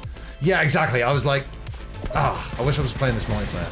But the dialogue, I was like, no, man, no. It read like a first draft. Like, it was like, that line's kind of amusing. Yeah, on to the next one. And hey, is it an easy job to write to write any gameplay script? No. There's a lot of words. But Borderlands just thought it was so funny. Like, all claptrap lines, and I'm like, I don't think it's that hard to make me laugh. I'm a bit of a comedy snob, but you know, I've said this before, like in a general movie like a Marvel movie, I'll get to like 3 laughs out of it. And a little wisecracking robot, I was like, how hard is that to mess up? But they found a way. Feel a bit bad now. So many people worked on that game, but hey, comedy didn't click for me, alright? And what do I know? I've only got a degree in stand-up comedy.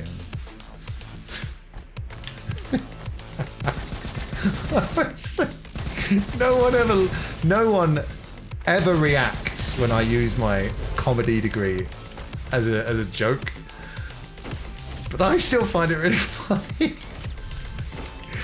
Because it's ludicrous, yeah? Having a piece of paper makes you, the universe's expert on comedy. That's right, it does. Mick, I've seen your skills in action, and they're deadly, to be sure. I'm not big boned. I'm festively plump.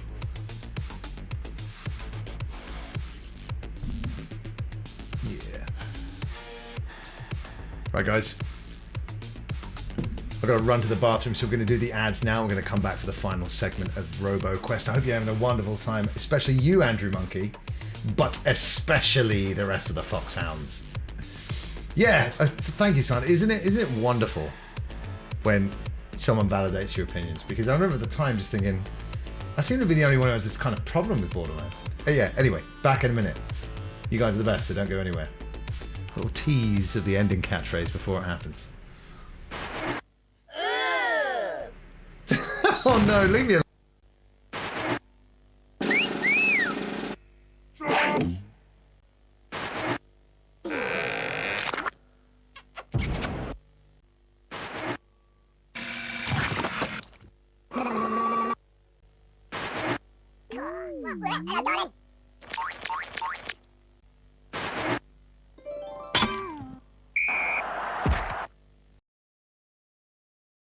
Are you troubled by strange noises in the middle of the night?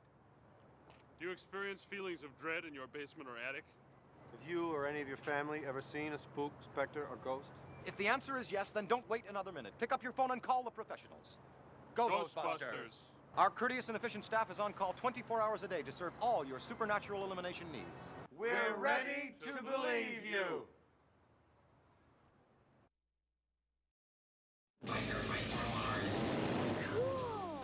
Yeah! Throttle, Vinny, Moto, biker mice on battle bikes with the firepower to stop the evil Plutarchians. Catch this, Carbuncle! Gets me every time. Step this way, Exasia's vermin! No way, fish face! Grease pedals, grease them! Grease this! Whoa!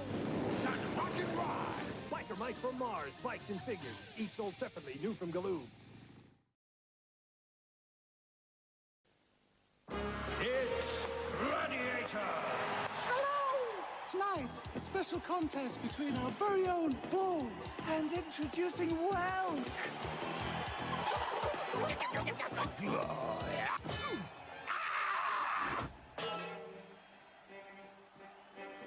Come on, give us a bit. Oh, biscuit. Caramel. Chocolate.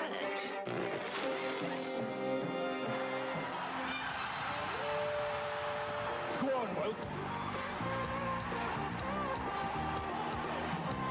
Cadbury's Boost. It's slightly rippled with a flat underside. On seas of old fought heroes without fear. It's what legends are made of. New legends of Batman, the Buccaneer. Buccaneer Batman stands with gleaming sword in hand, smashing all that evil has planned. First mate Robin fights from ship to shore, but Laughing Man Joker wants to settle the score. When the seafaring Smiler fires point blank, a mighty blast from Robin's cannon makes him walk the plank. Pirate Special Edition figures each sold separately. We've all done it, haven't we? You're about to ring an old friend, and then you think to yourself, perhaps not. It might be a bad time. Well, you could ask them.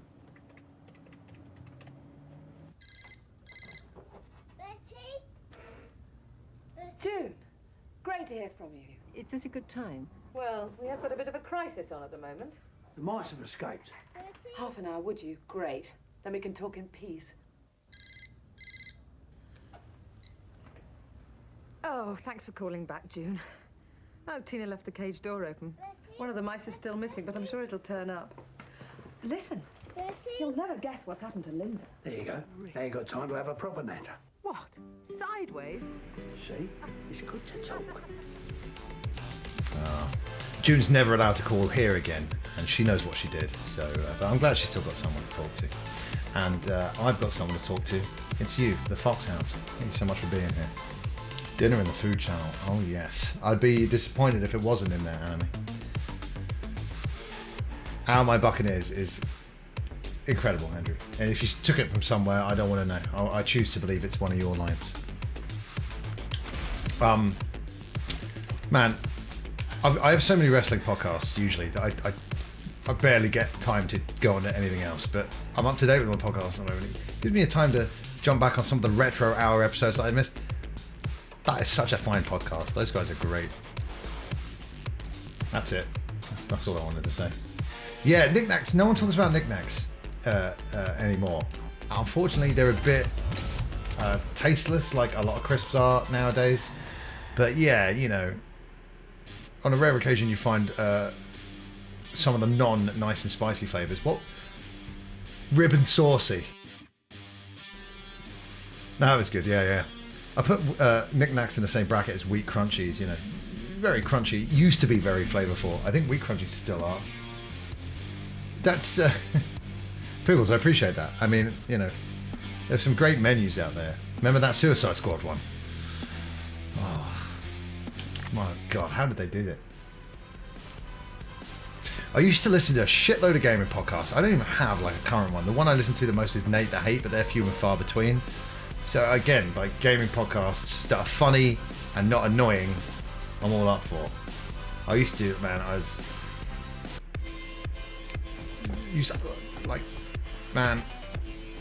I don't know what you guys think of Greg Miller nowadays, but like Greg Miller's IGN days, like I was such a huge Podcast Beyond fan. And I had so many other gaming podcasts at the time, and now I listen to zero. So some gaming news I find out on here from you guys. Idle Hands heard of that at least. Holy moly. It's the Beluga cannon. I want both of these.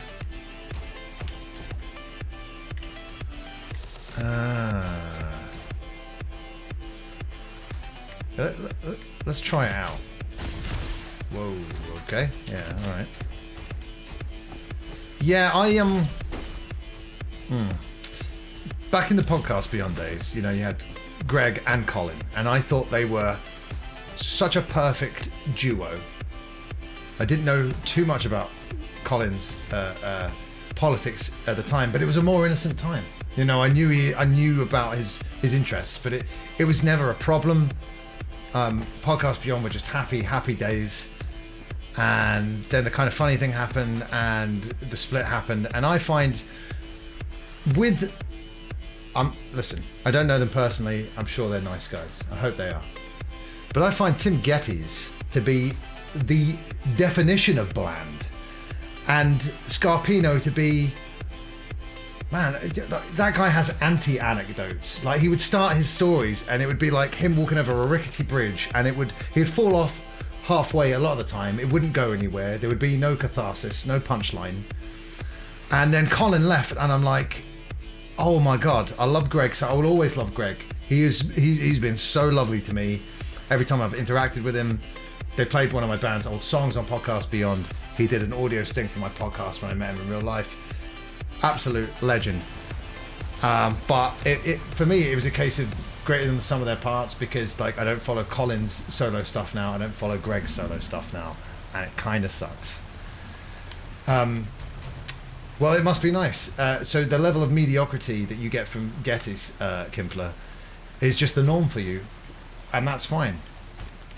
For me, the norm was up here, and then the Gettys level is way down there. And again, he's just a normal guy, but that's the problem. I don't really care what Mr. Average Joe has to say about anything. I want big personalities like Colin and Greg telling me what they think about stuff, you know? Exactly, Kimpler. I don't believe Colin to be a white supremacist, but I do believe it's, you know, after the Trump times, that's when everything changed, right? Everyone's going down the hard right route or the hard left route, and there wasn't much in between. And Colin always used to seem like one of those level-headed in-between guys. And then you go on Twitter, and he's sort of following and praising sort of Katie Hopkins, and you're like, oh no, oh dear. But, you know, I don't know any of them, and I think fans of things often pick sides. Look at the CM Punk thing. When we weren't there, we don't know these people, right? But there's something about Gettys that I don't like or trust. And I don't know, man. It's all about that. Oh, are you right or left? Are you Borderlands or RoboQuest? It's like, well, don't try and put me in a box. I've got opinions about this, I've got opinions about that, you know. What I will say is hard left versus hard right. The murderers, the paedophiles, they tend to be on one of the sides, don't they? Always. So I'm certainly more left than right.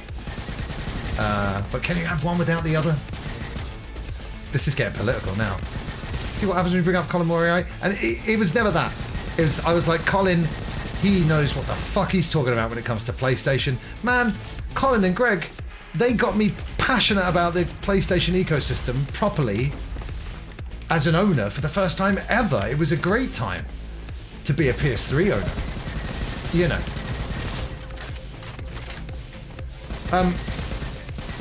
Man, I don't know. Like, I've kind of tried to go back to Colin and Kind of Funny, and it's just not for me anymore. But the good old Beyond days, those were great days, man. And I do feel like when Colin left IGN, and looking back at his tweet, when he was excommunicated from the industry, looking back on that tweet, it's so tame and mild, man. It really, really is. And the context of him, you know, not being a woman hater, I think is very, very important. And some of the reaction from the far lefties, IGN, like someone like Scoville, who's, again, you know, right out of the bland camp. And some of these messages were really mean about, like, Colin. And, like, I've been listening to Colin stuff for a lot of years, and it's very much a parallel social relationship because they don't know you. But when you listen to content creators for a long time, you do, I won't say know them, but know a lot about them. And, you know, and some of the attacks coming Colin's way, I was like, this is And one of them was from Justin Davis. The reason why I stopped listening to GameScoop. GameScoop was my favourite podcast for so long. I stopped watching because of a guy, and he was like, so man, I felt super bad for Colin at the time. I was also going through a really bad breakup, so I had felt abandoned by, you know, everything in my life that was previously stable. I know, right? Tatanka or Masato Tanaka, or at one point it did just say Taka, so Taka Michinoku. But I don't know. Yeah, I don't. It's just in the past for me, unfortunately. But will I always have time for Greg? Yes. I went looking for Greg at E3. No. I went looking for Colin at E3 because I couldn't find him. I was like, met everyone else I wanted to meet, but I didn't meet him. But when I met Greg, first of all, he's giant. I didn't realize how tall he was. He gave me a huge hug. He was so lovely, and I saw him later on. Another huge hug. Taking time out of his day to record an audio sting for the podcast, you know, that kind of shit. So that's all I really need to know about Greg. He's made me laugh, and here's the thing: when people make me laugh, that's pretty much all I need. And Colin and Greg would make me laugh a lot, and Tim Gaze and Nick Scarpino just make me sigh. But I wish Greg, and I guess by extension the whole Kind of Funny team, like all the success and happiness in the world. But it's not the gaming content. You just subscribe to the Psycho Box. You Mick! change your locks. Drinking whiskey on the rocks. No need to Fuck yeah, dude. some socks. Are you trying to shut me up? Because that'll work. Congratulations on subscribing to the Psycho Box. Thank you so much, dude. That's so sweet of you, man. Oh yeah. Thank you, Mick. Subscribe for 4 months, coming in that tier 1 subscription. Dude, you spoil me. Thank you so much. I really, really, really, really want to say thank you from the bottom of my cold black heart. Thank you for making me feel so loved, Mick. It's very, very sweet of you. It's very, very sweet of you. Yeah, it's been great to have you back, I have to say. Yes, indeed. Oh, man. So, I used to be so up to date with all the gaming goings on, and that isn't the case anymore. But now I'm always up to date with the wrestling. Well, and I say that there's times when we come on stream and you guys are like, "Have you heard of this wrestling story?" I'm like, "No." I'm back, man. I still got the pants. What a tease.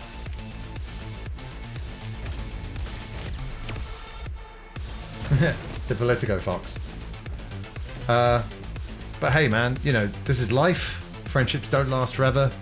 It is sad when it's a duo that you love, like, you know, Josh Homme and Nicola Berry, that kind of stuff. Like, that split, because it's never ever the same.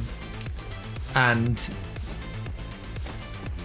you know, these with these things, it's the case of greater than the sum of their parts, like 100%. I'm so convinced of that. And it's kind of heartwarming because of how special those days were for me. That in a lot of Kind of Funny comments, you know, you're still seeing, "Oh, if you're celebrating the anniversary, it would be great to see Colin again, blah, blah, blah, blah, blah." But yeah, sometimes you just can't put the toothpaste back in the tube, and that's okay, because in an instance like that, you've got those old podcasts forever, should you wish to go back and revisit, and I have done a few times. The great PSN outage of the summer of 2011, the podcast Beyond, when the PSN was finally coming back online after 2 months, 3 months, but it felt like a lifetime. And the episode of everything coming back online, they're in the IGN offices late at night, having a few beers. Yeah, you know, good, really, really great times. And, you know, like I mentioned GameScoop.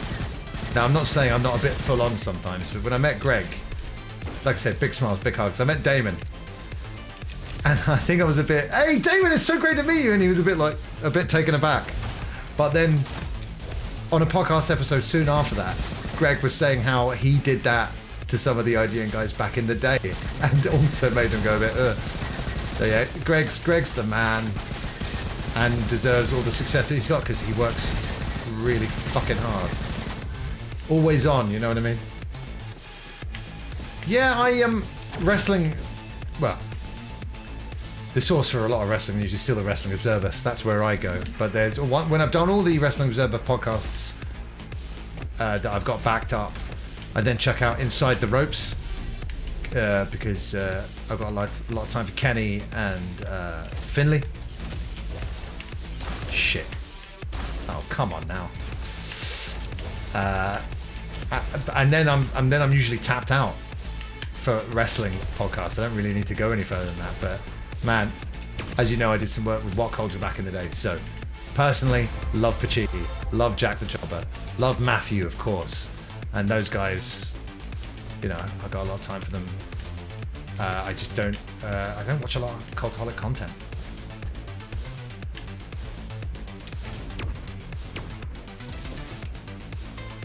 Stick to Cultaholic for wrestling news. Other group post split. I've not heard of them. For what happened over the week of the shows, not like breaking news stuff. Yeah. How can I forget? Another fine wrestling podcast, the Attitude Era podcast. But this is those guys for a while, and their spin-off, and another one of their podcasts, another one of Kevin's podcasts, Cinema Swell.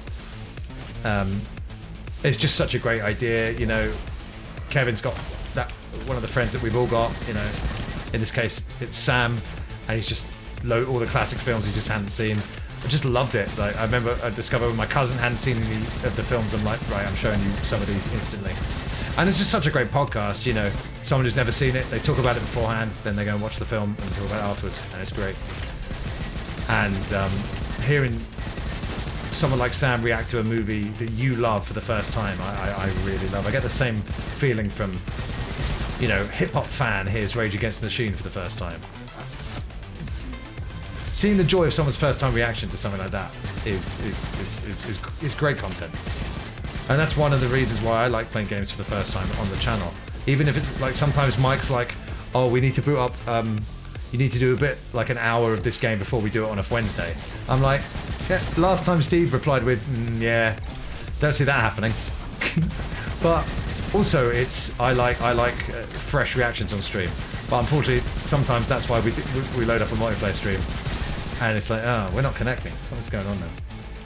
How to wrestling? Yes, exactly. Yeah, Sam's great. We've had a bit of interaction over Twitter over the years, but you know, nothing that big. But Cinema Swell's great, and so is their Patreon podcast, Cinema Swell. Yeah, How to Wrestling. I haven't listened to them in a while. Again, I'm not sure what I think Joe's got some great opinions and Kevin's great. They're both great. But again, my podcast priority list is like this, and sometimes I just don't get down to the bottom of it. And there's a lot of times where I'm so far behind podcasts that when I do get some time by myself, it's pretty awesome because I'm sort of spoiled for choice. But yeah, like there seems to be a lot of online hate for Meltzer these days, and I don't get it. I do get it, like if you're a wrestling promoter and Meltzer's leaking your stuff, sure, but he's just a normal, nice guy. I don't get it.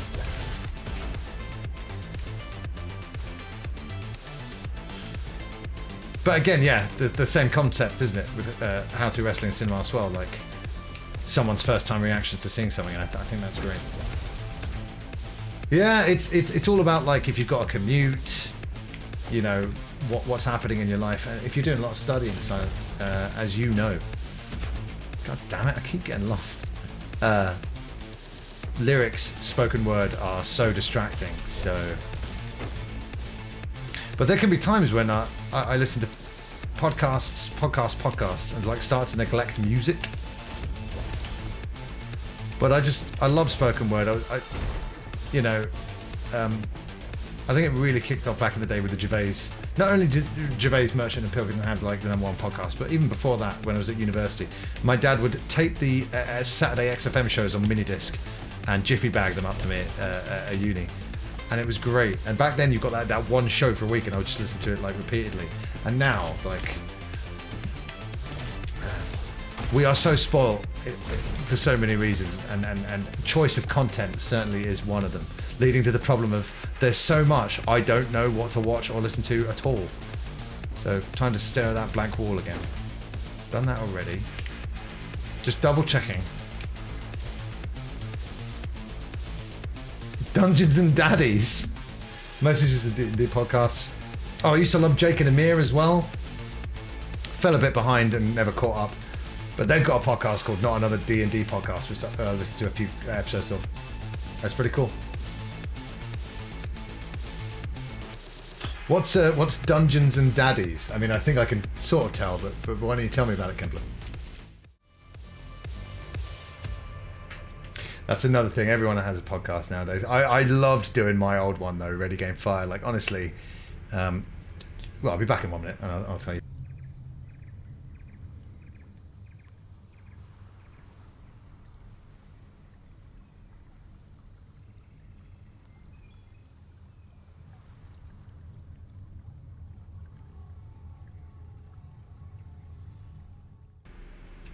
Oh my God! Would you get off my back?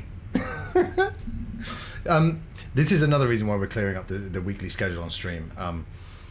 We'll have Mondays, Tuesdays free for the podcasts. Yeah, because I want to see if we are getting to a semi-regular podcasting habit as well. But yeah, man, like I remember I was at Sega one time, summer 2010, and I was working on Football Manager, so that's probably an element. But I remember feeling all of a sudden, like literally all of a sudden, it felt like the walls of the office were getting smaller, and I felt all of a sudden really, it was almost like a panic that I wasn't doing anything creative in my life at that time. And shortly after I broke my leg, and when I was recovering at home, I was like, no, I really want to start that podcast. When I was frustrated at work that time, I was like, podcast? Could I do a podcast? And even though, the podcast was, a little independent podcast, seriously, flexing those creative muscles made so much difference. And that's why this stream is so important to me, because if I'm not able to do anything creative for work, just having that outlet is so important. It really is. And I believe that everyone's creative at something in their own way. So if you're ever feeling that kind of frustration, that unfulfillment, that hole, it could be a lack of creativity in your life. And starting that podcast, we had so much fun. It was such a great excuse to hang out with mates after work. And I just had the best time doing it. I really did. Editing was long.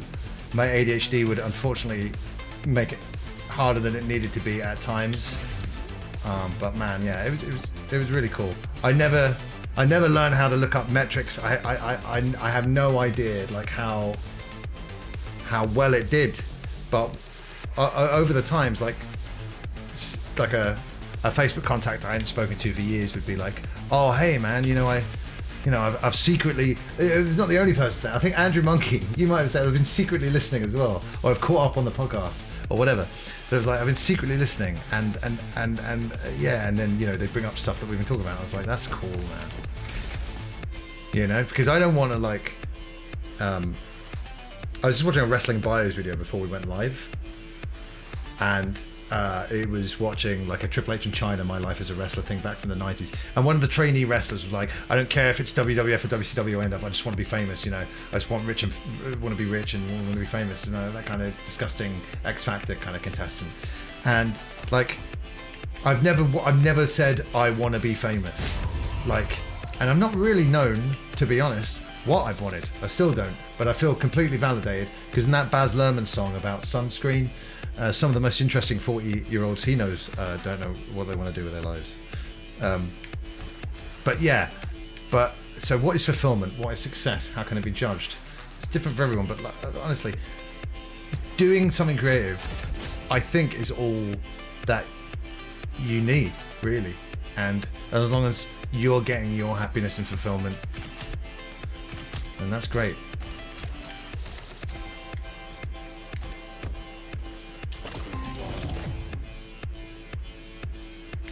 Well, why don't you... Well, next time you're out in town, Silent, just start shouting, Wrestling Bios! Wrestling Bios, are you here? We live near each other. Because that's the only way. I think his name's Ryan. But how else are you going to find him? No wonder you haven't found him yet. Okay. Before I go through any doors, are there any other those other doors that I should be going through before I go through the other door?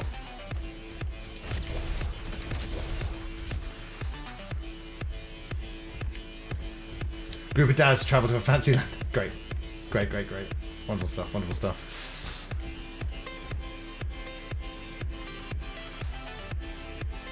I mean, if I know anything about wrestling bios, he likes a good pint. I don't know anything about wrestling bios. But I do know that he makes great content.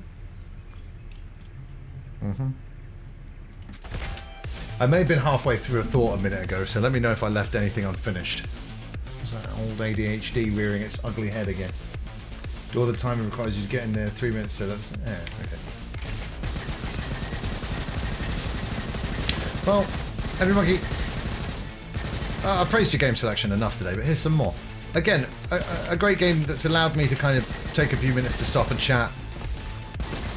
And I'm having a great time. I am tired, but I'm having fun. Thanks for being here. But yeah, man, like, this stream channel, what are my goals? I don't really know. I'd like to reach 1,000 followers. For some reason, that seems like a nice round number. Never hit 1,000 followers, like, on anything. So that would be really cool. But, you know, we have, well, I speak for us collectively. I have such a good time here with you guys. The stream is so important. And thank you for making it worthwhile in terms of meeting people, having an audience, hanging out. Audience is weird though. I really like, obviously, being a bit older when, but I honestly, it was never a problem with streamers. I just hate PewDiePie, and the fact that he's like seen as some sort of, oh man, some sort of originator, some sort of trailblazer. No, right place, right time. Yeah, maybe. But you know, obviously, just like that South Park episode, I was like, why do you want to watch someone stream a game? Just play the game. But I was being so stupid because I always bang on about the amazing Resident Evil 4 experience I had playing it as a group at uni because it was social, and it's the social aspect. So, streamer audience, it's much more like hanging out with your mates and there's a game on in the background. It's the vehicle for the streamer and the community, right? To chat and get along with. I don't know. No, silent. You don't say that because it's so. Here's a problem with Twitch. It's so inconsistent, right? Like, I remember when I was talking to B1, I was like, yeah, I'm thinking of doing a streaming channel. You know, anything I should know. And he was like, don't expect to make any money off of it.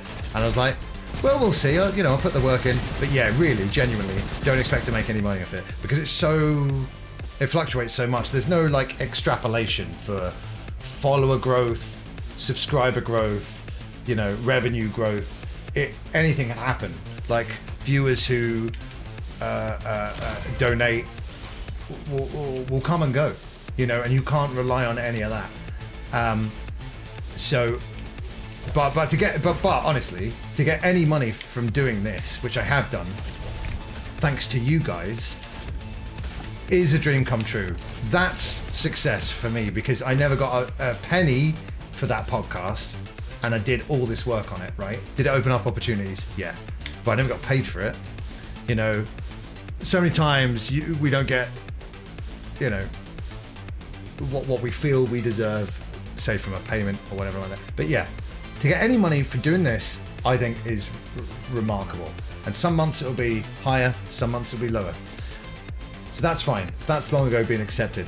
And, making millions out of streaming is not one of my goals because I'm a realist. A romantic realist. An optimistic realist. But, like, follower count was going up and up and up. And like I complained about in the Discord when I was feeling a bit more miserable and I maybe shouldn't have complained, but you guys are amazing. Thank you for letting me complain. Like, your follower count will just stop going up, and I don't know if it's a Twitch discoverable problem or whatever, but like you guys said, the numbers have just been down across the board this year. So I don't want to be like, hey, we'll be at 1,000 this time next year, because it could happen. It might happen. It might not happen. I don't think it will happen. An extra 100 by this time next year would be great, and is much more of a realistic thing to aim for. But I think goals, whatever works for you is fine. But I was told by either a therapist, a psychiatrist, or a doctor, or whatever long ago, they were like, goals are dangerous because if someone doesn't achieve a goal, they might then give themselves a really hard time, fall into a depression. There could be super negative connotations. So goals can work for some, but I think for some other people, they're not necessary or even helpful. If you revive the podcast, dude, Silent, we're doing the podcast. We're going to get February out of the way. And then March, we're going to have a lot more time for podcasting. So March, we're doing it in March. And we'll think of some other things to talk about as well. But yes, I love podcasting. And what's nice about podcasting, you see me just stop and not do anything in this stream a couple of times a day so I can talk. It's nice to do a podcast again because you can focus on talking, and your attention's not split 3 different ways. Billy Boom's not coming in to throw you off your stride, for example. Oh, so it's not just a clever name.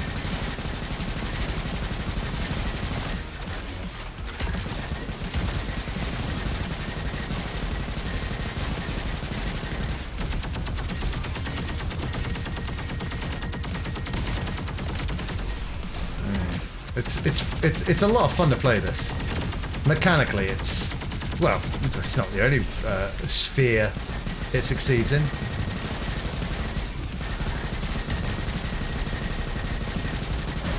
What do you mean, warning, do not destroy? Alright. Is he a good guy now? No?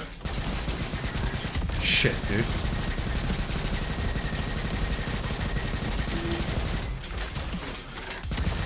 Fuck. Oh, god damn it! I didn't even know what some of those attacks that were hitting me were. I thought I'd done it as well when I hit that switch. I was like, cool, done it. Never mind. Yes, like I said, I'm a bit sleepy today, so my skills are even worse than normal. Silent, that's very, very, very kind of you, and that's why you've been modded. Did you know, Andrew? Silent's a fellow mod now. Cool, we'll do one last run, yous guys. Thank you again for your time tonight. Honestly, you obviously get used to whatever your regular routine is. This is why I stop and remind myself all the time. When someone gives you their time, like you guys do on the stream, it's... Yeah, I feel like a very successful person. Like, genuine. It's really sweet. Oh, yeah. I can spin my gun around because I'm a robot. A robot who likes to kill. What?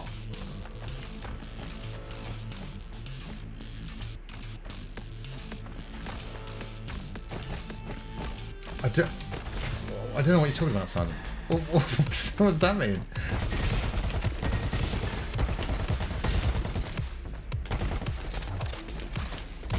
Well, I have beaten one boss today, and I've fought 2, so that's not bad. Penis jokes! I love them.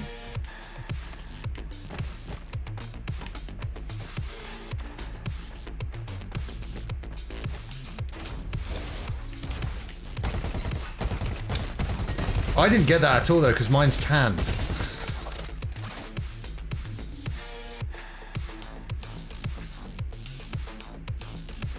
Oh no! Right, not much longer left on the stream. I say something really stupid. Like, can I just shock you? I like racism. Listen, you guys brought it up. I didn't want everything to get phallic. Yeah. Why? Where'd you put your fake tan? The sun doesn't go there, does it? So, you know. Yeah, there you go. Oh. No, it's I don't actually know. It's honestly too minuscule to detect any kind of coloration at all. So when they lend me that Hubble telescope, like I asked, I'll let you know. I'll give you all the details.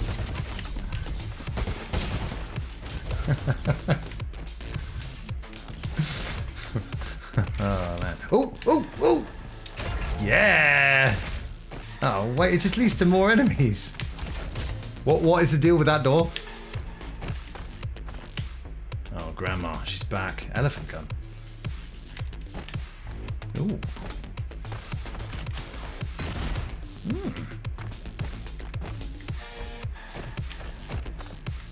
Wait, where did Grandma's shotgun go? Alright.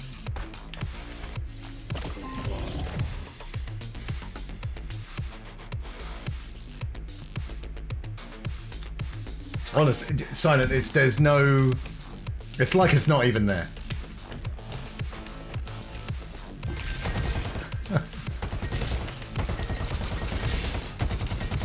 See, when I actually take the time to get into a roguelike... Is this light or light? I said light twice there. Is this roguelite or roguelite? Roguelike or roguelite? Oh my god, I said roguelite! Do you know what? Forget it. I think that's, yeah, I think that unlocking that route thing is super cool. Yeah, it's... Why are there two terms that sound the same? That, come on, let's be honest, are the same.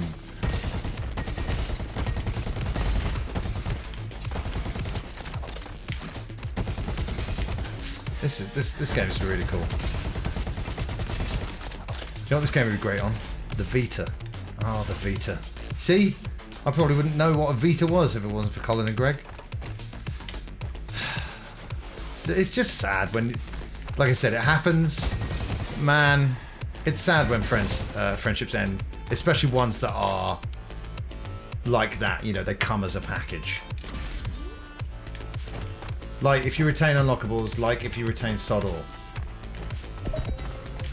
So it's the second one.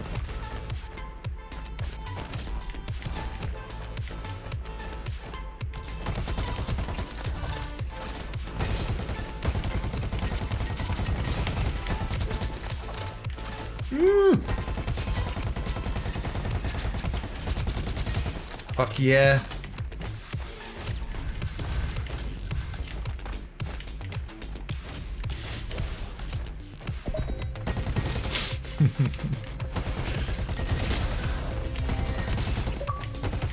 I mean, I'm getting achievements out of the wazoo as well, so this is... It's been a productive night, a good night.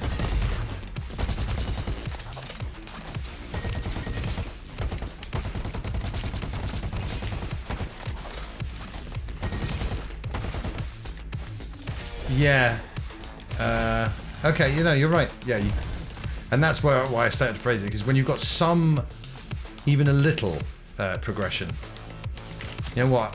I never got to use the blunderbuss, and maybe we'll meet that robot again who wants it, although I doubt it, because that's not on this path.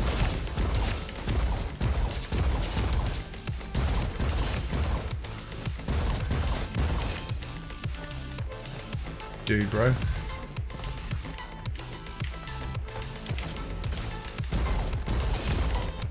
Thank you. Canyons is getting completed very, very quickly these days. What a charming little game. I'm getting Hi-Fi Rush vibes after it, off of it as well, which is a game that I meant to go back to. And now it's a year later. Hey, it could still happen, because Music Monday's coming back, don't forget. Oh, Music Monday, how I've missed thee. It's a shame that we don't have the old setup for the case of Music Monday, because we used to do a lot of Connect, a lot of Rock Band.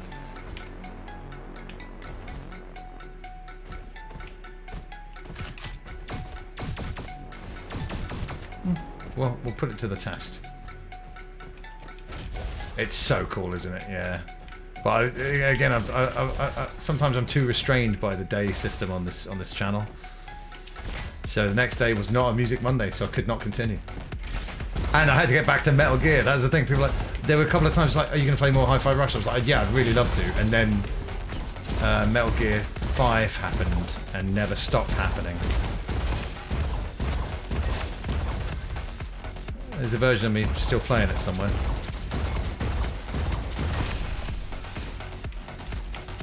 Upgrade.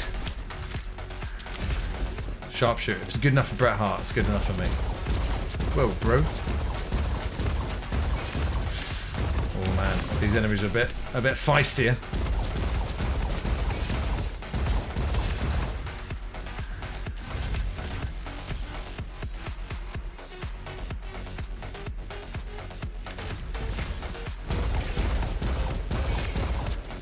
Oh shit.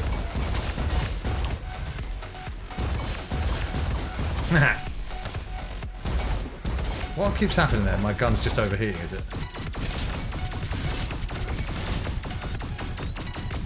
Quite an effective gun, but the firing is a bit underwhelming. Shit, that shield really is short. There we go. Much better. I don't remember my guns doing this before.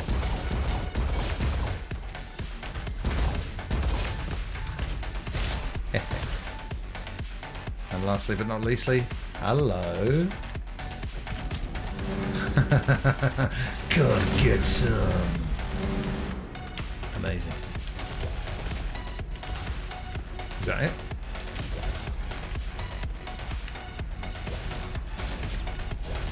I guess we came in from there then.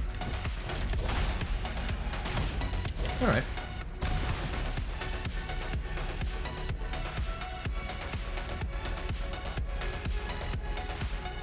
Anytime a new game comes out that you want to play, you'll end up feeling guilty for bumping it. Yeah, well, it happens. Like, I got Suicide Squad, and people are like, where's Yakuza? So, you know, if you stick with the theme day, you're a son of a gun. You know, like, if you change the theme day, you're a son of a gun.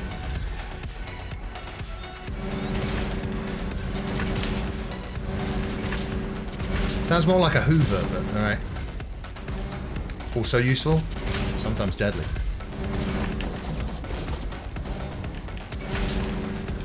This double chainsaw isn't quite as satisfying as I would have hoped. Okay, cool.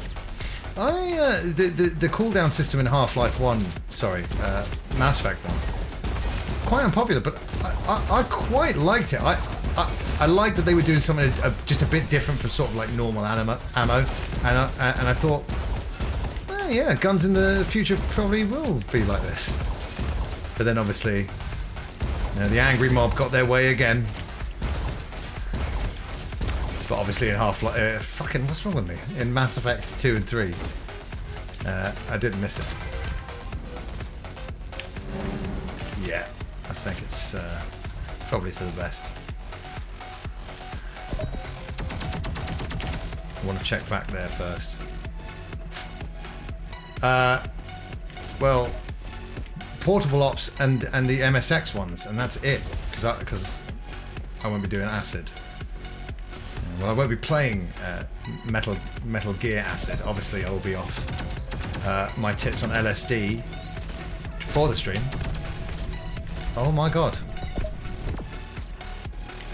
How dare you change my viewpoint to that of a BBC Micro? Made love to a BBC Micro. When they're far enough away. Shield. Who's making that shield? Who's making that shield? I could play Acid on Acid, I guess. I don't see any potential pitfalls with doing that. Right, who's responsible for this? There you are. Oh, I'm sorry. Catch you fuckers at a bad time. Aww.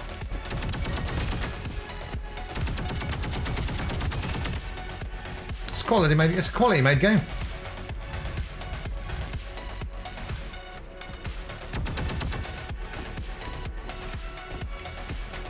Okie dokie.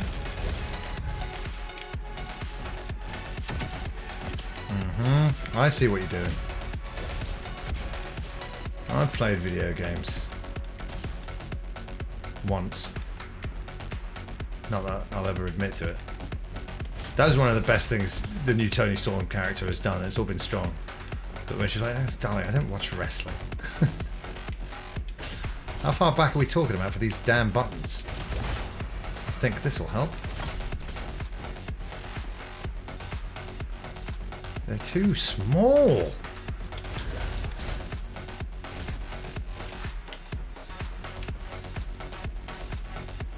I'm glad you picked it. Thank you once again, man. Button. Who's got the button and the other 2 buttons? I need 3 more buttons. Aha. Okay, they're quite glowy.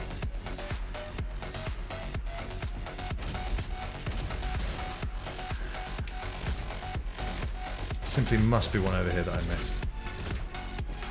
Oh, yeah. Yeah, I thought I'd gone too far back, and now I know.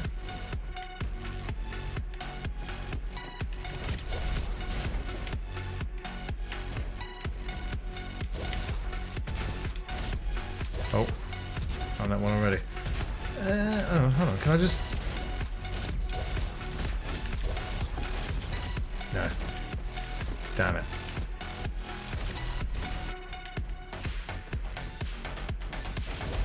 Oh. Cheeky. Oh, God, I can do it. I got this, you guys. Yes. Right. Now the last one is always the hardest.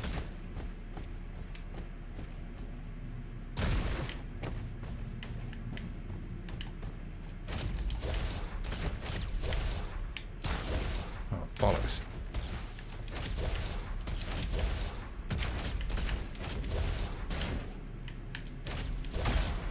Hey, I didn't want to do that! Hello, enemy.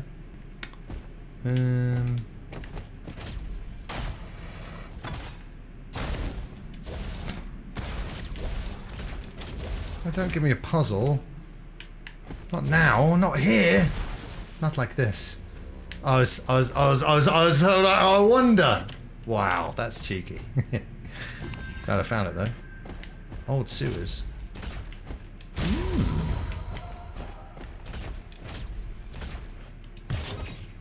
Ooh, alright. God, it's all happening. Hello. Buffalo cannon! Is it cannon though? 2 levels done. What's going on with this run, everybody? How's the McDonald's at? Oh, thank you for asking. It's pretty good. We didn't get any free McDonald's, unfortunately. I was filming outside. There was a girl who was on the shoot who had filmed the previous ad with them, and she told me that they were inside a McDonald's and they did get free McDonald's food. But we did get dinner. I was outside, and it was kind of cold because they were like, this advert takes place in the spring, could you not wear your jacket? So I was like, oh yeah. So, but I'll let you know if I see it and I'll post it. I've got no idea when it'll be out or whatever. But yeah, you know, when you see me standing outside that nail salon, you'll be like, oh yeah, I could go for some McNuggets right now. But hey, you know, it's about time McDonald's started paying me money. The dynamics have been going the other way for way too long now. And it was right around the corner from my house. Now, for these shoots, you have to be, I'm always like, I have to be at the other side of London at 4 AM, you know, that kind of stuff. This one was evening time, round the corner from me. It was great. Well, I don't think so either, but apparently it's going to be UK, Ireland. But if I see it, I'll pass it on. This level looks spine tingly dingly.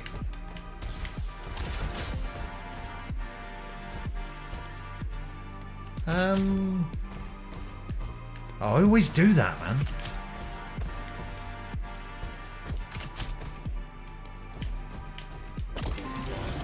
I've become the best at this game. I wonder what all the evil bots are doing here. Are they guarding something? or simply expanding their influence, their bad influence. Oh, hell yeah.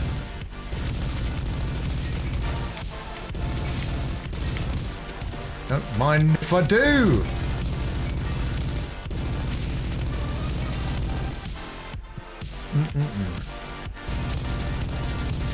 Got a feisty one.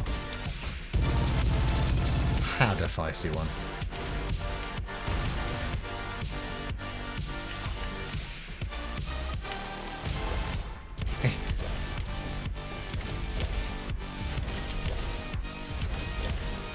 I swear I grabbed onto one earlier on by not being like directly on top of it, but oh well.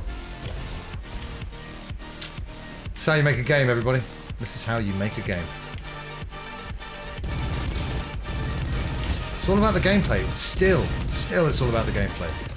Visuals are great. If the game plays like arse, then it doesn't matter. I know, right? Scoop. What a scoop. Gameplay is important. I bet you're glad. I bet you guys are glad you tuned in today. Well, I'm glad that you did. So thanks. Yeah, it's got a story. You know, doesn't need the most deepest one in the world for this style of game, but it's there. If you need it, it's there.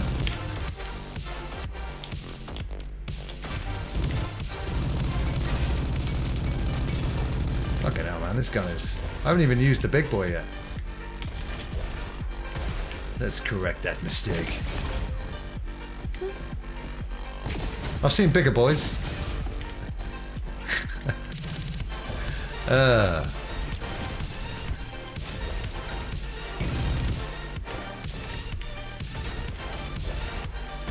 Yes, is it co-op, Andrew?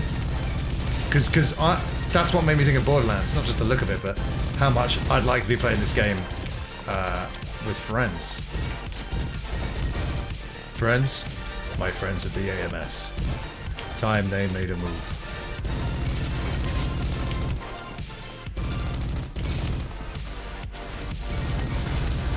Can I get married to this gun already? It's so great. It never talks back. You know, dinner's always on the table at 5.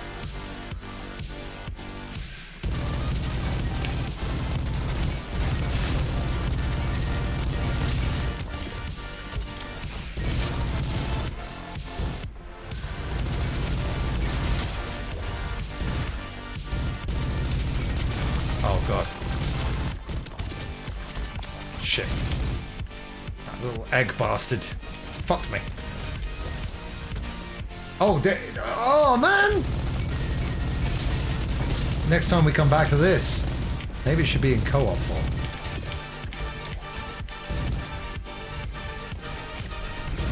Oh god. Yeah, I was thinking like some challenge is going to be right around the corner. I'm going to get ambushed by a couple of these quick enemies. Could be all over.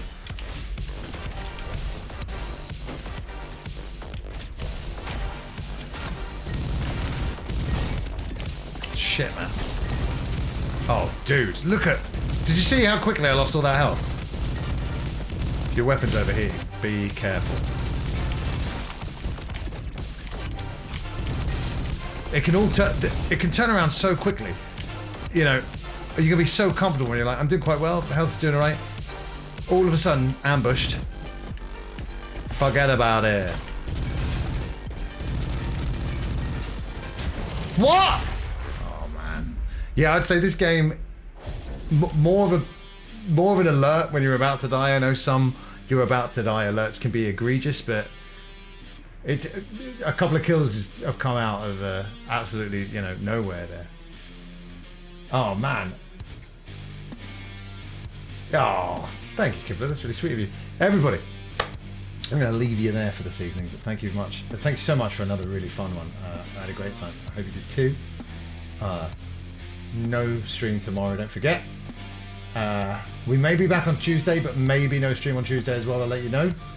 But as soon as I've got all the details solidified for this weekend, I will pass those details on to you lovely people. Matthew's streaming. Let's sign off and go see him, shall we? The man, the myth, the legends, the living legends, yeah? Guys,